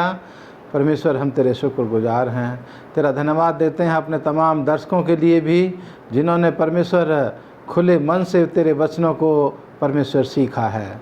इसलिए परमेश्वर प्रार्थना करते हैं कि तू हमें से हर एक की अगुवाई कर कि हम उनके ऊपर विश्वास कर सकें और तुझ मुक्तिदाता को अपना व्यक्तिगत उद्धारकर्ता स्वीकार कर सकें और उस अनंत विश्राम में प्रवेश कर सकें जो तूने हम तमाम के लिए रखा है। परमेश्वर तू हम से हर एक के साथ हो, आशीष दे, हमारे दर्शकों के साथ हो, उनके परिवार पर, उनके बाल बच्चों पर, उनकी खेती बाड़ी पर, उनके पशुधन पर परमेश्वर तेरी कसरत से बरकत हो। खुदामंद तू उनको अपनी नज़दीकी में ले और जो लोग परमेश्वर तुझे जानना चाहते हैं उनके लिए तो हम तमाम को इस्तेमाल कर, हमारी अगुवाई कर। मसीह यीशु के नाम में मांगते हैं, आमीन।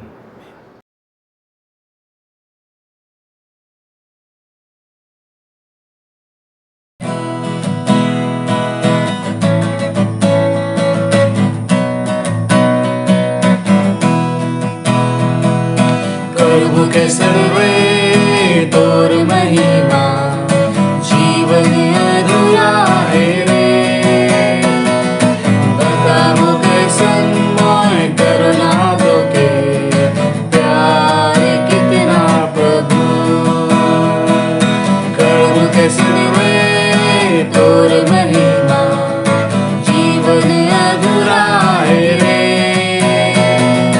बताओ करुणा तो के प्यार कितना प्रभु। दिल में मोर अंधेरा रहे, अंधेरा जीवन लेके प्रभु दया ले मोर जीवन में नया सवेरा लेके। दिल में मोर अंधेरा अंधेरा जीवन लेके प्रभु दया ले मोर जीवन में नया सवेरा लेके। प्रभु के सर्वे तोर महिमा जीवन अधूरा है रे। बताओ कैसन मोय करुणा तो के प्यार कितना प्रभु।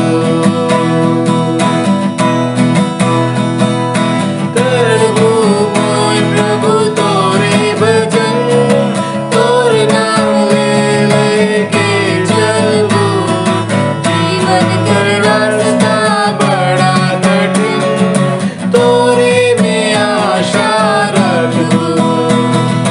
करबू मोय प्रभु तोरे भजन, तोर नाम ले लेके चलबू। जीवन का रास्ता बड़ा कठिन, तोरे में आशा रखूं। कर्म कैसन रे तोर महिमा जीवन अधूरा है रे। बताओ कैसन मोय करुणा तो के प्यार कितना प्रभु। प्यार कितना प्रभु।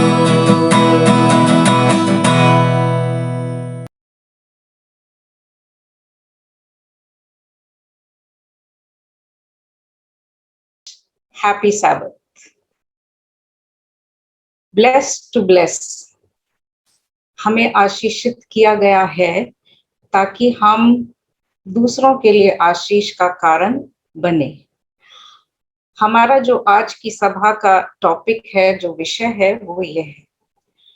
Before we get started, I want all of you to ask yourself, मैं चाहती हूँ कि आप सब अपने आप से पूछें कि ब्लेसिंग जो वर्ड है, आशीष जो वर्ड है, उसका मतलब क्या है।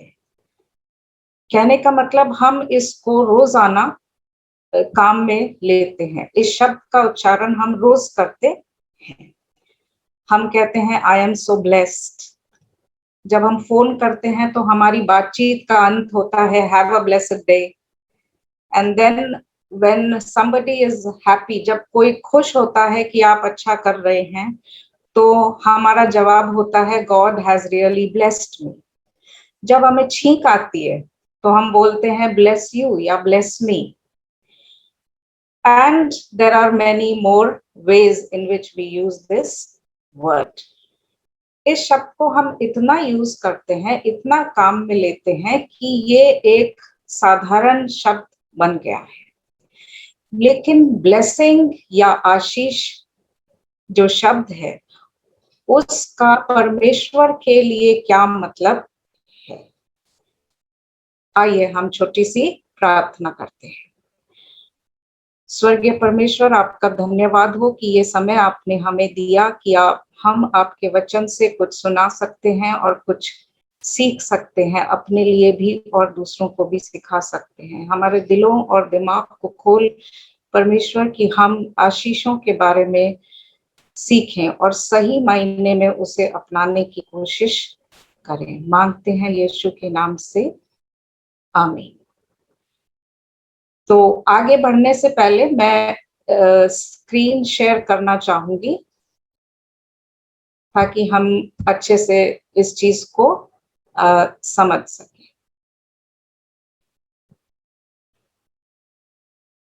ये है हमारा आज का विषय, blessed to be a blessing. आशीष का कारण बनने के लिए धन्य किया जाना।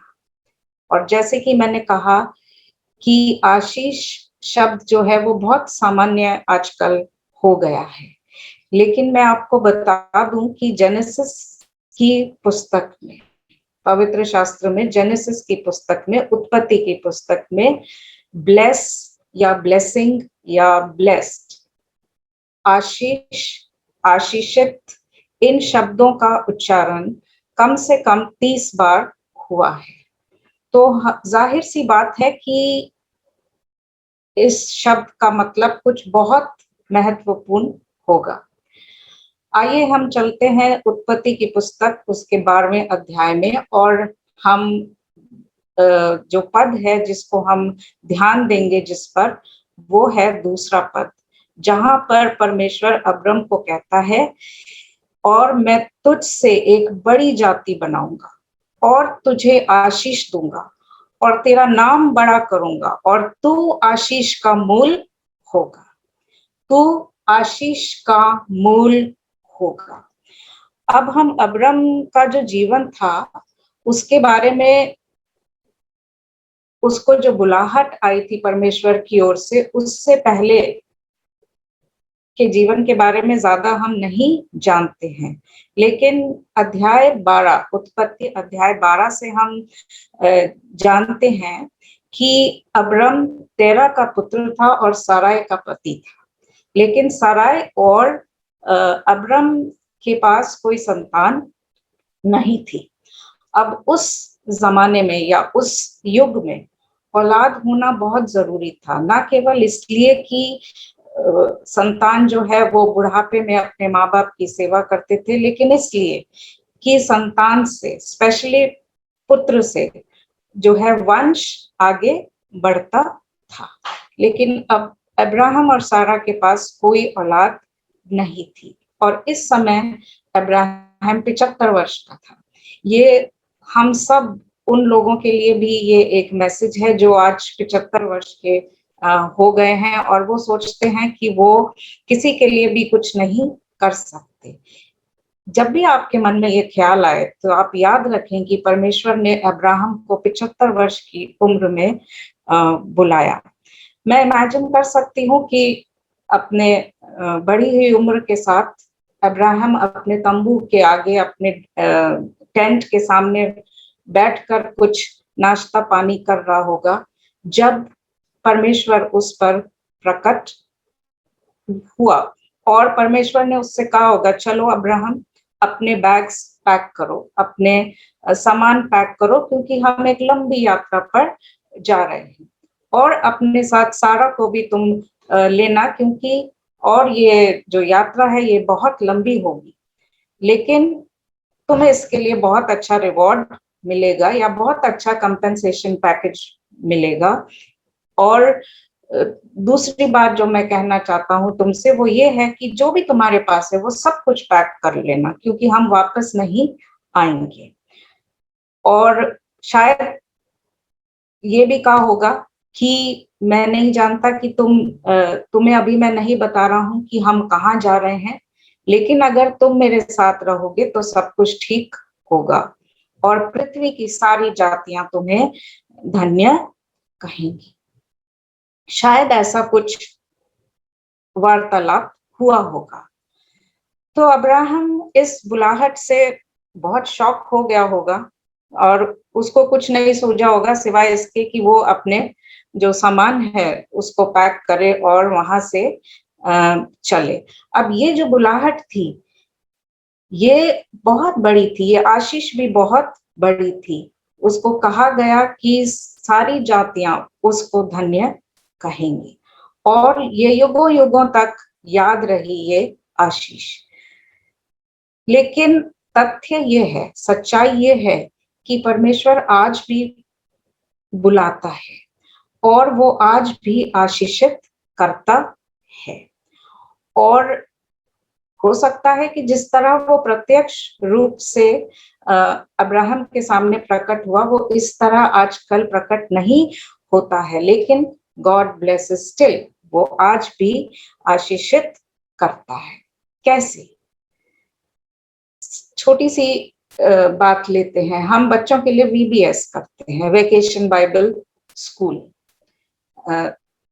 उसमें हम कितने बच्चों को जो है गॉस्पेल का शुभ समाचार सुनाते हैं। We share the good news of the gospel with the children during our VBS। फिर हम लोग के फैमिली टुगेदरनेस वीक्स होते हैं, उसमें मैंने देखा है कि कई चर्चेस के लोग परिवार इकट्ठा होकर वो लोग मील्स शेयर करते हैं। हर सबत को हम परमेश्वर की महिमा में गाने गाते हैं गिरजाघर जाकर। तो ये सब आशीषें हैं और हम जानते हैं कि परमेश्वर आज भी आशीषित करता है। अब्राहम को परमेश्वर ने कहा, तू आशीष का मूल होगा और तू आशीष का मूल होगा। ये एक तरह से स्टैंड आउट करता है ये फ्रेज, क्योंकि अक्सर जब हम आशीषों की बात करते हैं तो हम आशीष देने की बात करते हैं, लेकिन यहाँ इस शब्द को इनैक्ट किया गया है या पर्सोनिफाई किया गया है या एम्बॉडी किया गया है। अब्राहम को स्वयं एक आशीष बनना था। तो इससे पहले कि हम लोगों के लिए ब्लेसिंग बनने पर जाएं, हम देखेंगे कि अब्राहम क्यों आशीष था। इससे हम ये समझते हैं कि काम यहाँ पर परमेश्वर कर रहा है। God is blessing Abraham. परमेश्वर ने अब्राहम को आशीष दी और उसके जवाब में, उस आशीष के जवाब में अब्राम जो है उसे दूसरों के लिए आशीष का कारण होना था। कहने का मतलब ये है, God calls and Abraham responds. परमेश्वर ने बुलाया और अब्राहम उसके पीछे हो लिया। लेकिन आजकल हम इसका उल्टा कर देते हैं।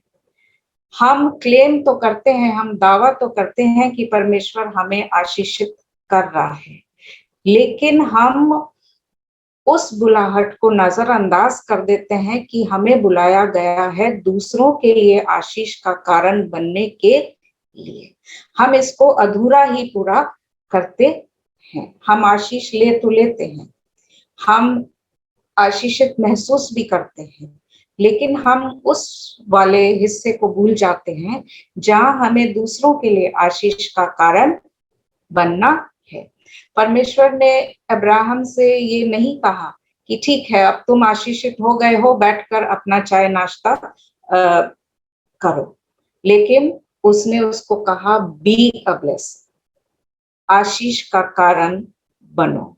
पैक योर बैग्स, अपने सामान बांधो, and follow me to a land that I have prepared, और मेरे पीछे वहां चलो जहां मैं तुम्हें ले जा रहा। कहने का मतलब है जो काम मैं तुमसे करवाना चाहता हूं उसको पूरी तरह से करो। तो क्या हम तैयार हैं परमेश्वर के पीछे जाने के लिए जब वो हमें आशीषित करता है? मैं भी ये सीख ही रही हूं, लेकिन आप माने या ना माने, परमेश्वर जब आशीषित करता है तो वो इतनी आशीषें देता है कि यदि हमारे पास एक बकेट होगी तो वो भर जाएगी उन आशीषों से। लेकिन बकेट का या बाल्टी का एक सिद्धांत, जब वो पूरी भर जाती है तो उसको खाली करने की जरूरत होती है ताकि उसमें और पानी डाला जाए। आशीषों के साथ भी कुछ ऐसा ही है। परमेश्वर हमें बहुतायत से आशीष देता है तो हमारा ये ऑब्लिगेशन है, ये हमारा कर्तव्य है कि हम उन आशीषों को दूसरों के साथ बांटें या साझा करें, दूसरों के लिए आशीष का कारण हो ताकि हम और आशीषित हो सकें। ये बहुत आसान है कि परमेश्वर का हम धन्यवाद करें एक अच्छे घर के लिए, पहनने के लिए अच्छे कपड़े हैं, अच्छा स्कूल है बच्चों को पढ़ाने के लिए या खुद पढ़ाने के लिए एक अच्छा स्कूल है, एक अच्छी कलीसिया है जिसको हम बिलोंग करते हैं। इन सब चीजों के लिए हम धन्यवाद करते हैं परमेश्वर का, और ये बहुत आसान है। इन सांसारिक बातों के लिए परमेश्वर का धन्यवाद करना बहुत आसान है। लेकिन परमेश्वर की बुलाहट यहाँ पर खत्म नहीं होती है, हम खत्म नहीं होती है। वचन कहता है कि यहोवा के इस वचन के अनुसार अब्राम चला, मतलब जैसा उसको परमेश्वर ने कहा था उसने वो सारे इंस्ट्रक्शंस फॉलो करे। जरूर मनुष्य होते हुए उसके दिमाग में ये बात आई होगी कि पता नहीं परमेश्वर के मन में क्या चल रहा है, मैं 75 साल का हूं और मैं किस तरह आशीषित हो सकता हूँ। 75 साल की मेरी उम्र हो चुकी है और वो मुझे कुछ महान बनाने की सोच रहा है, उसके दिमाग में ये बात जरूर आई होगी। लेकिन हम जानते हैं कि परमेश्वर के दिमाग में कुछ और बात थी, उसके दिमाग में कुछ और बात थी। परमेश्वर की योजना अब्राहम के लिए कुछ और थी। परमेश्वर ने अब्राहम को जो वायदा किया कि वो उसे बहुतायत से आशीष देगा, वो उसने पूरा किया। और अब्राहम ने सारा के साथ अपनी यात्रा शुरू की और परमेश्वर ने उन्हें एक पुत्र की आशीष दी। ये हम अच्छी तरह जानते हैं उत्पत्ति अध्याय 12 से जो हमने पढ़ा। तो आशीषें जो है वो कई रूपों में आती है। परमेश्वर ने आप सभी को अलग अलग उपहारों के साथ, अलग अलग तरीकों से, अलग अलग उद्देश्यों के लिए आशीषें दी हैं। लेकिन जो बात अलग नहीं है और जो निश्चित है और जो निसंदेह है वो यह है कि परमेश्वर ने हमें आशीषें दी है क्योंकि हम परमेश्वर के हैं, हम परमेश्वर के हैं। गलेशियंस अध्याय 3, गलातियों की पुस्तक अध्याय 3 और उसकी 14 पद में लिखा है, अब्राहम की आशीष मसीह यीशु में अन्य जातियों तक पहुंची और हम विश्वास के द्वारा उस आत्मा को प्राप्त करें जिसकी प्रतिज्ञा हुई है। इब्राहिम की आशीष मसीह यीशु में अन्य जातियों तक पहुंची। वो आशीष अब्राहम तक लिमिटेड नहीं थी, उसको अन्य जातियों तक पहुंचना था। दूसरा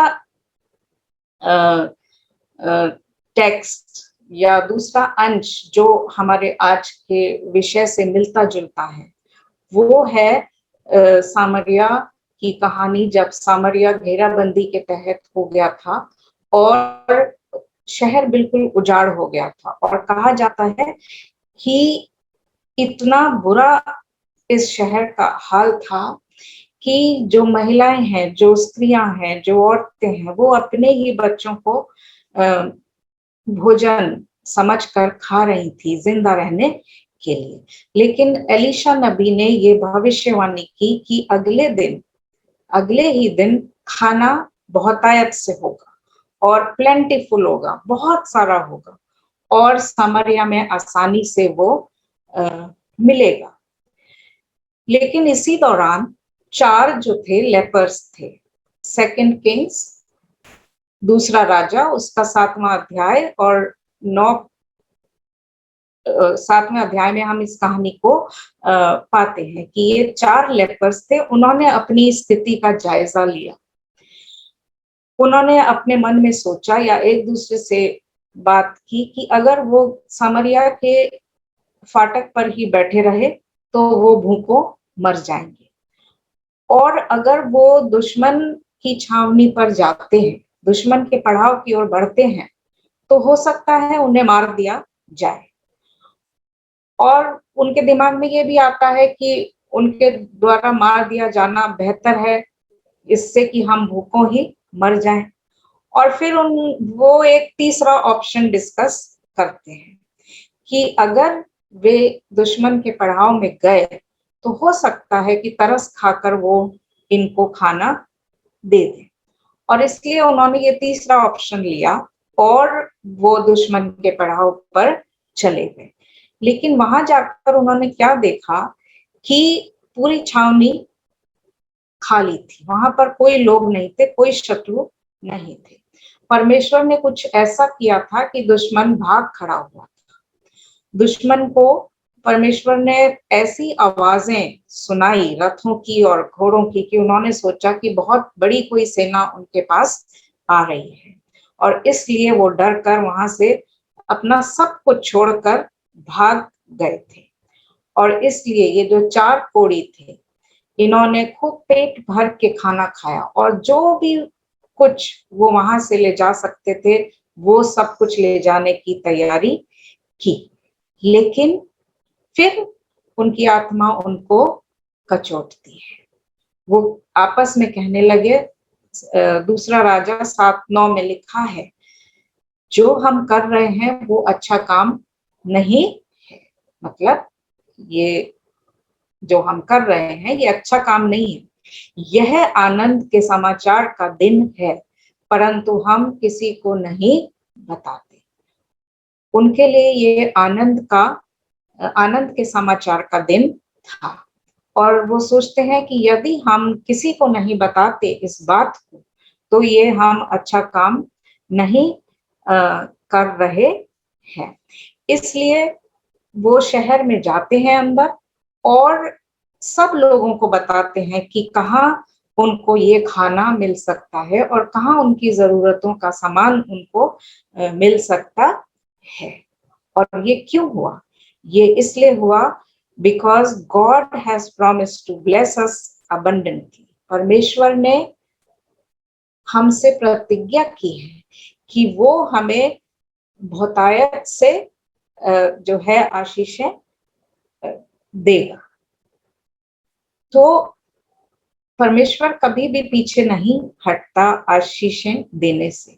लेकिन इन 4 कोढ़ियों की तरह हमारा भी ये कर्तव्य बनता है, हमारी भी आत्मा को लगना चाहिए अंदर से कि हम दूसरों के साथ उन आशीषों को बांटें जैसे कि इन कोढ़ियों ने कहा। So they go and share this blessings with the others. God has promised to bless his people abundantly. कई बार जब हम इन शब्दों को सुनते हैं तो हम सोचते हैं कि पता नहीं, मैं तो इस चीज का अनुभव नहीं कर रहा हूं या नहीं कर रही हूं। आशीषों के बदले मुझे लगता है मेरे लिए तो केवल परेशानियां ही परेशानियां हैं। लेकिन जो जकरिया ने उस समय के लोगों के लिए भविष्यवाणी की कि अगले दिन ही खाना बहुतायत से होगा, वही हमारे पर भी लागू होता है। और इससे हमें जो है एनकरेजमेंट मिलना चाहिए। इस चीज से दो सच्चाइयां सामने आती है। एक तो कि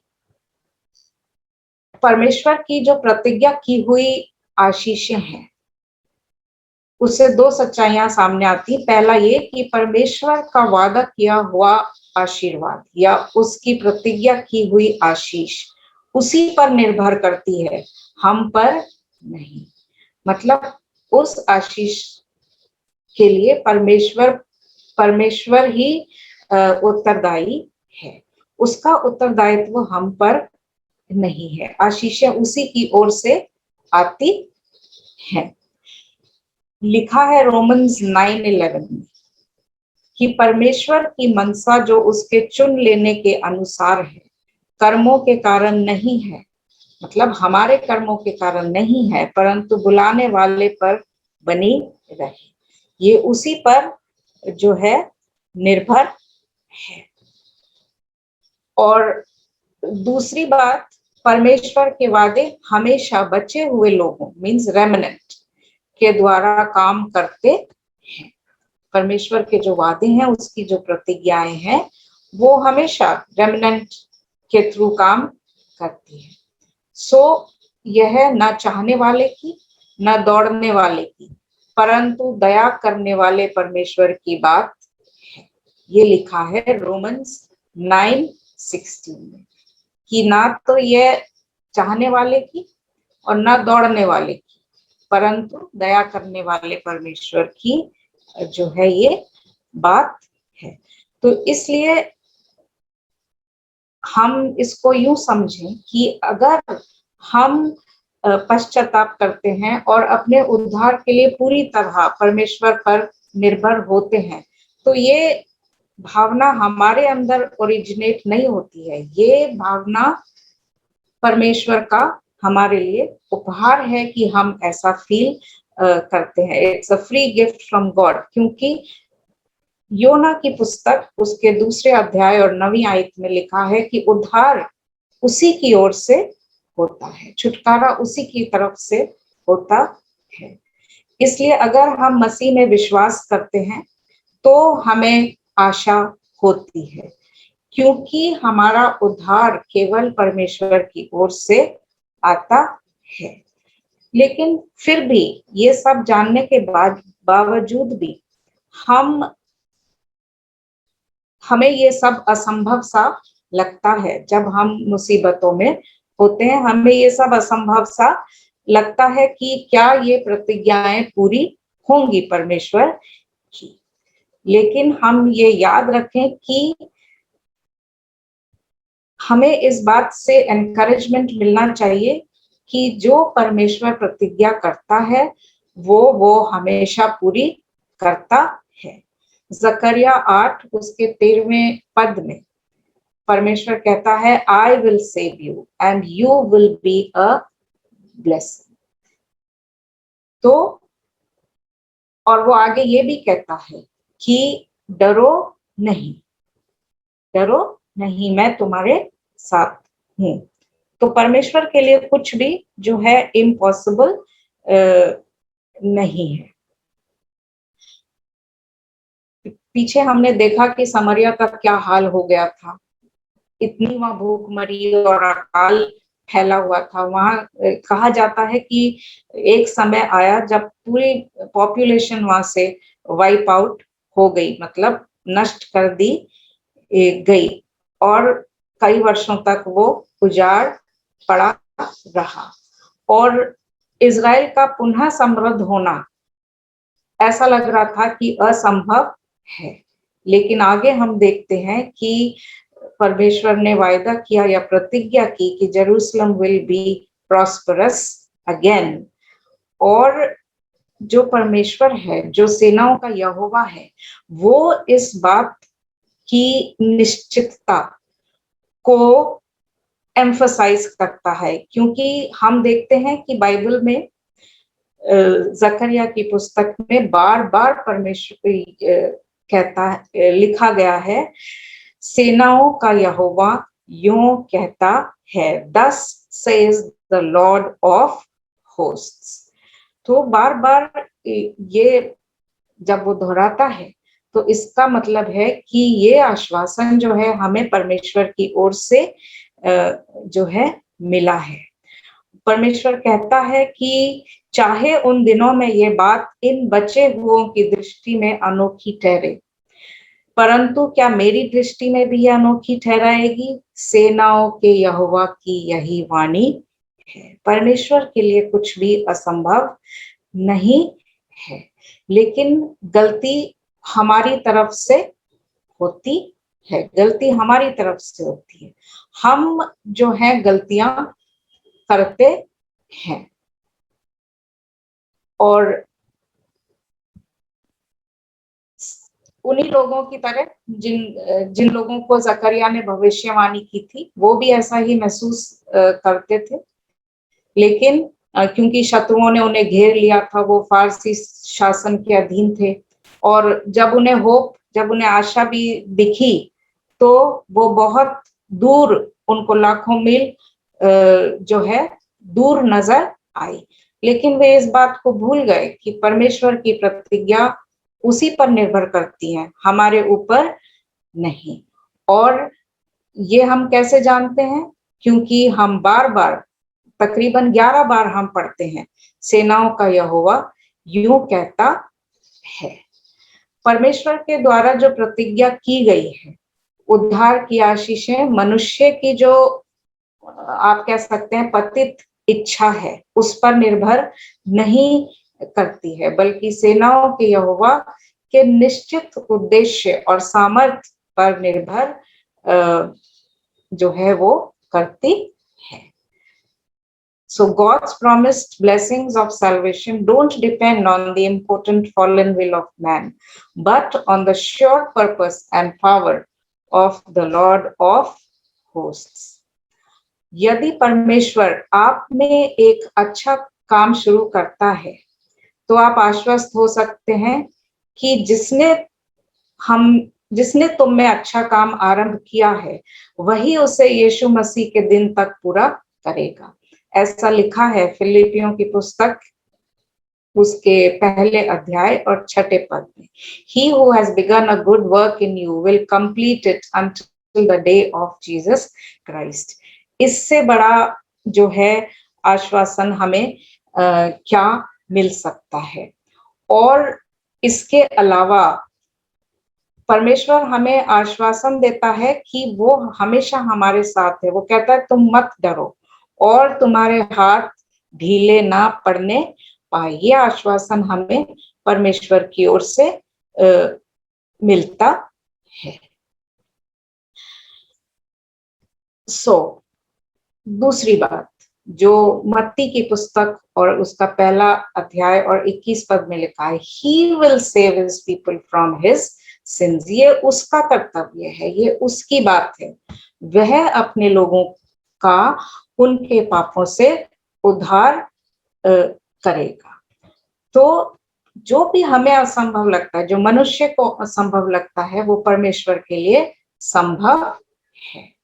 All which seems impossible to you now, but it is not impossible for God। दूसरी बात जो हमें याद रखनी है वो ये है कि परमेश्वर के वादे हमेशा बचे हुए लोगों के द्वारा काम करते हैं, या हम इसको ऐसे भी सोच सकते हैं कि चाहे वे थोड़े ही हों, परमेश्वर की प्रतिज्ञाएं उनके द्वारा भी काम कर सकती हैं।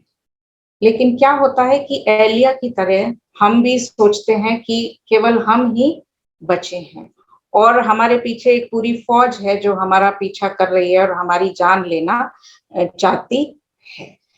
ये कहानी आप पहला राजा 19:10 में पढ़ सकते हैं, जब एलिया अपने शत्रुओं से भाग रहा था।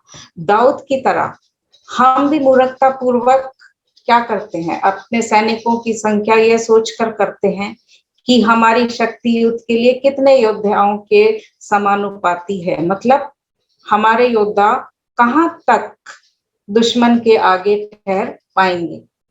ये सोचकर हम अपने सैनिकों की गिनती करते हैं या हम अपने रिसोर्सेज का आकलन करते हैं। We evaluate our own resources, how long they will last. तो ये मूर्खता हम करते हैं दाऊद की तरह। चेलों की तरह हम अपनी 5 रोटियों और 2 मछलियों को गिनते हैं। हमें जो नजर आता है, वो जो हमारे सामने लिमिटेड रिसोर्सेज होते हैं, हम उन्हीं को देखते हैं, या हम उन पैसों को गिनते हैं, उस राशि की गणना करते हैं जो हमारे पास वैसे भी नहीं है, कि एक विशाल भीड़ को खाना हम कैसे खिलाएंगे इतने से पैसों में। ये गलतियां हम आज भी करते हैं। लेकिन याद रखने की बात यह है कि केवल एलिया ही नहीं था, इजराइल में 7,000 और भी लोग थे जिन्होंने बाल के आगे घुटने नहीं टेके थे। यहोशू और कालेब वो केवल 2 थे गिनती में, लेकिन उन्होंने परमेश्वर की प्रतिज्ञा पर विश्वास किया और उनके द्वारा जो लोग थे वो प्रतिज्ञा किए हुए देश में गए। गिदोन को देख लें, उसके पास 32,000 लोग थे एक समय में, बहुत अधिक थे, लेकिन यहोवा के कहे अनुसार केवल 300 जो आदमी थे, उन्हीं को जो मिद्यानी गिरोह था उसको जीतने के लिए भेजा गया और वे पर्याप्त हुए। तो याद रखिए कि परमेश्वर बहुतों को भी काम में लेता है, लेकिन यदि हम थोड़े हैं तो हम निराश ना हो, क्योंकि वो थोड़ों से भी अपनी प्रतिज्ञाओं को पूरा कर सकता है, जैसा कि एलिया के केस में हुआ, यहोशू और कालेब के केस में हुआ और गिदोन के केस में हुआ। अब हमारे सामने 2 प्रश्न आते हैं, हम आशीष कैसे बने, how can we be a blessing, और हम किसे आशीषित करते हैं या हम किसे आशीषित करें।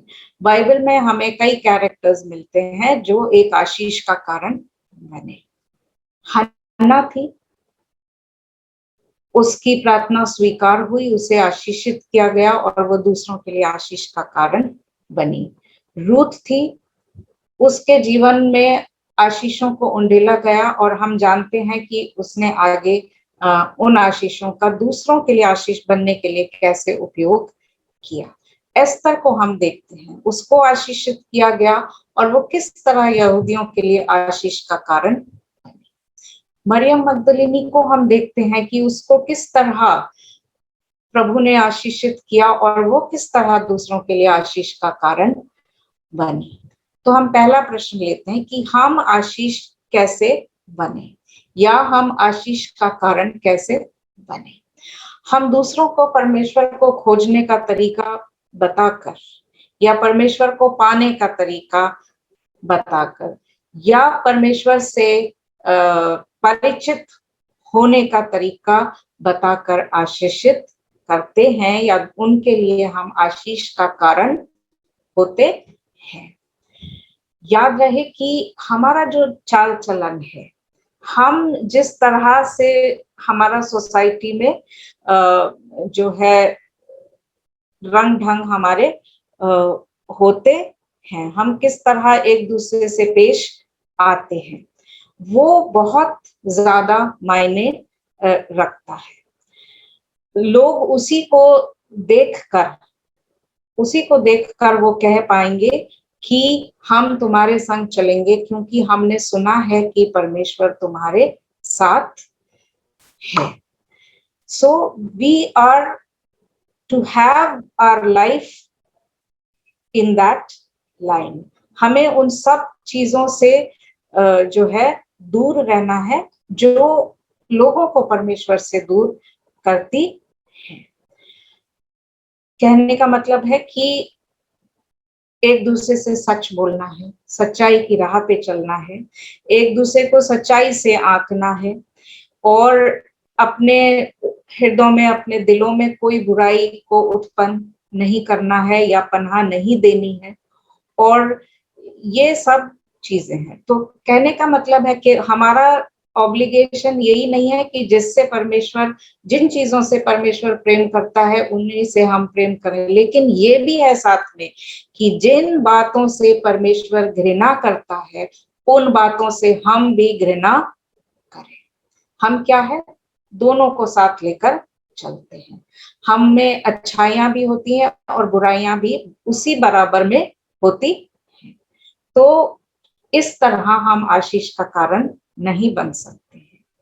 We have to love those things which God loves, but we also have to hate those things which God hates. जिन बातों से परमेश्वर घृणा करता है उन बातों से हमें भी घृणा करनी है। और इस हद तक कि लोग कहें हम तुम्हारे संग चलेंगे क्योंकि हमने सुना है कि परमेश्वर तुम्हारे साथ है। तीतुस की पुस्तक उसके 2 अध्याय और 12वें पद में लिखा है कि हम भक्ति, अभक्ति और सांसारिक अभिलाषाओं से मन फेर कर इस युग में संयम और धर्म और भक्ति से जीवन बिताएं। तो इस तरह का कॉन्डक्ट हमारा होना है। किस तरह का?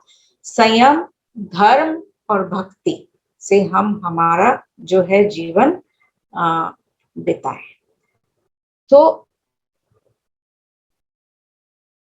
परमेश्वर कहता है मैं तुम्हारा उद्धार करूंगा और तुम आशीष के कारण होंगे। हम दूसरा प्रश्न, हम किसे आशीषित करते हैं या किसको आशीषित करें? हम दूसरों को आशीषित करें, चाहे वे हमारे करीब हों या हमसे दूर। मतलब ये आशीषें परिवार तक ही सीमित नहीं है। परिवार हमारी प्राथमिकता होनी चाहिए, लेकिन ये जो आशीषें हैं ये हमें दूसरों के साथ भी जो है बांटने की जरूरत है। We bless others, those who are close to us and those who are away from us. एक अफ्रीकी कहावत कहती है, रेगिस्तान में हत्या से भी बदतर एक ही अपराध है और वह यह जानना है कि पानी कहाँ है और न बताना कि पानी कहाँ है। बड़ा अच्छा ये मुझे कोट लगा कि रेगिस्तान में हत्या से भी बढ़कर एक ही अपराध है और वो ये है कि किसी को मालूम हो कि पानी कहाँ है और वो दूसरों को नहीं बताए कि पानी कहाँ है। ये वहां बड़ा एक जो है अपराध है। So we are blessed to be a blessing to others. दोबारा से दोहराऊंगी, किस तरह? By our conduct. We are called to be holy in our conduct. We are called to be witnesses या उस चीज के गवाह हों, उन बातों के गवाह हों, उन गुणों के गवाह हम ठहरें जैसा कि मसीह था। उसकी खूबियों को हम अपनाएं, उसकी खूबियों को हम अपने में से झलकने दें, ताकि जब लोग हमें देखें तो वो हमें कहें कि हम आपके साथ चलेंगे, क्योंकि हम जानते हैं कि परमेश्वर आपके साथ है। क्या ही धन्य दिन होगा। How blessed will be that day when even one of us can stand up to this, when somebody else watches us. जब दूसरा कोई हमें देखता है और कहता है कि मैं उसी के साथ होना चाहूंगा जिस परमेश्वर के साथ आप हैं या आपके साथ, क्योंकि परमेश्वर आपके साथ है। और इसके लिए अभक्ति और सांसारिक अभिलाषाओं से हमें अपना मन फिराना है, जैसे कि अब्राहम ने किया था। और इस युग में संयम और धर्म और भक्ति से अपना जीवन बिताना है। We have to share even the blessings which we have been blessed with with the others, जैसे कि उन 4 कोड़ियों ने कहा। परमेश्वर का काम है आशीषें देना, वो आशीषें देता है।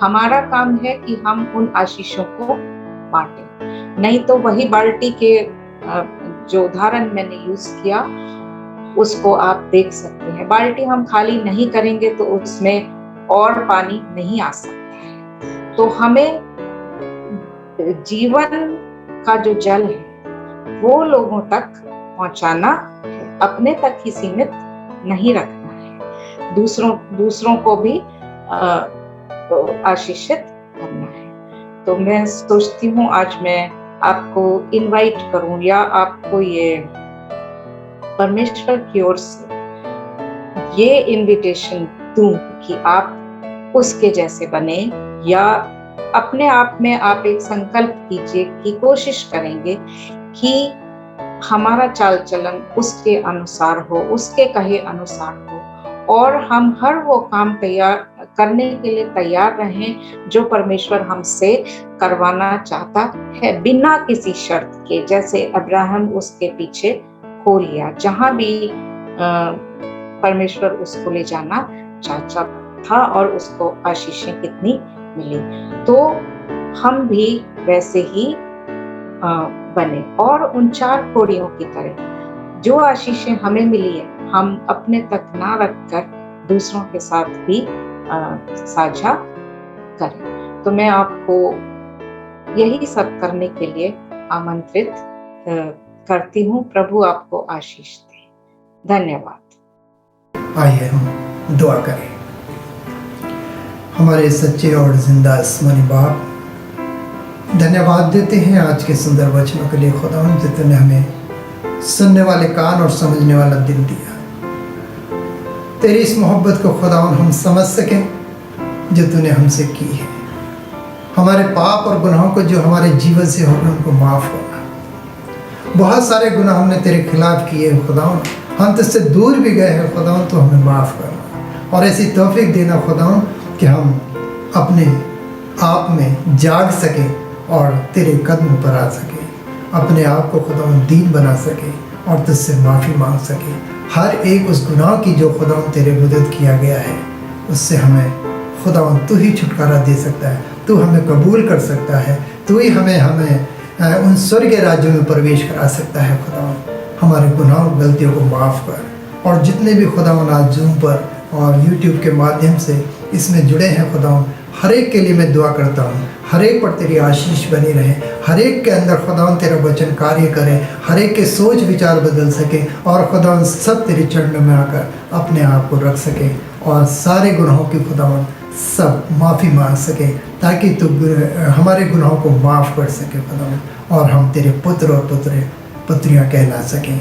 ये दुआ तेरे प्यारे बेटे हमारे उद्धारकर्ता प्रभु यीशु मसीह के नाम में होकर मांगते हैं, आमीन।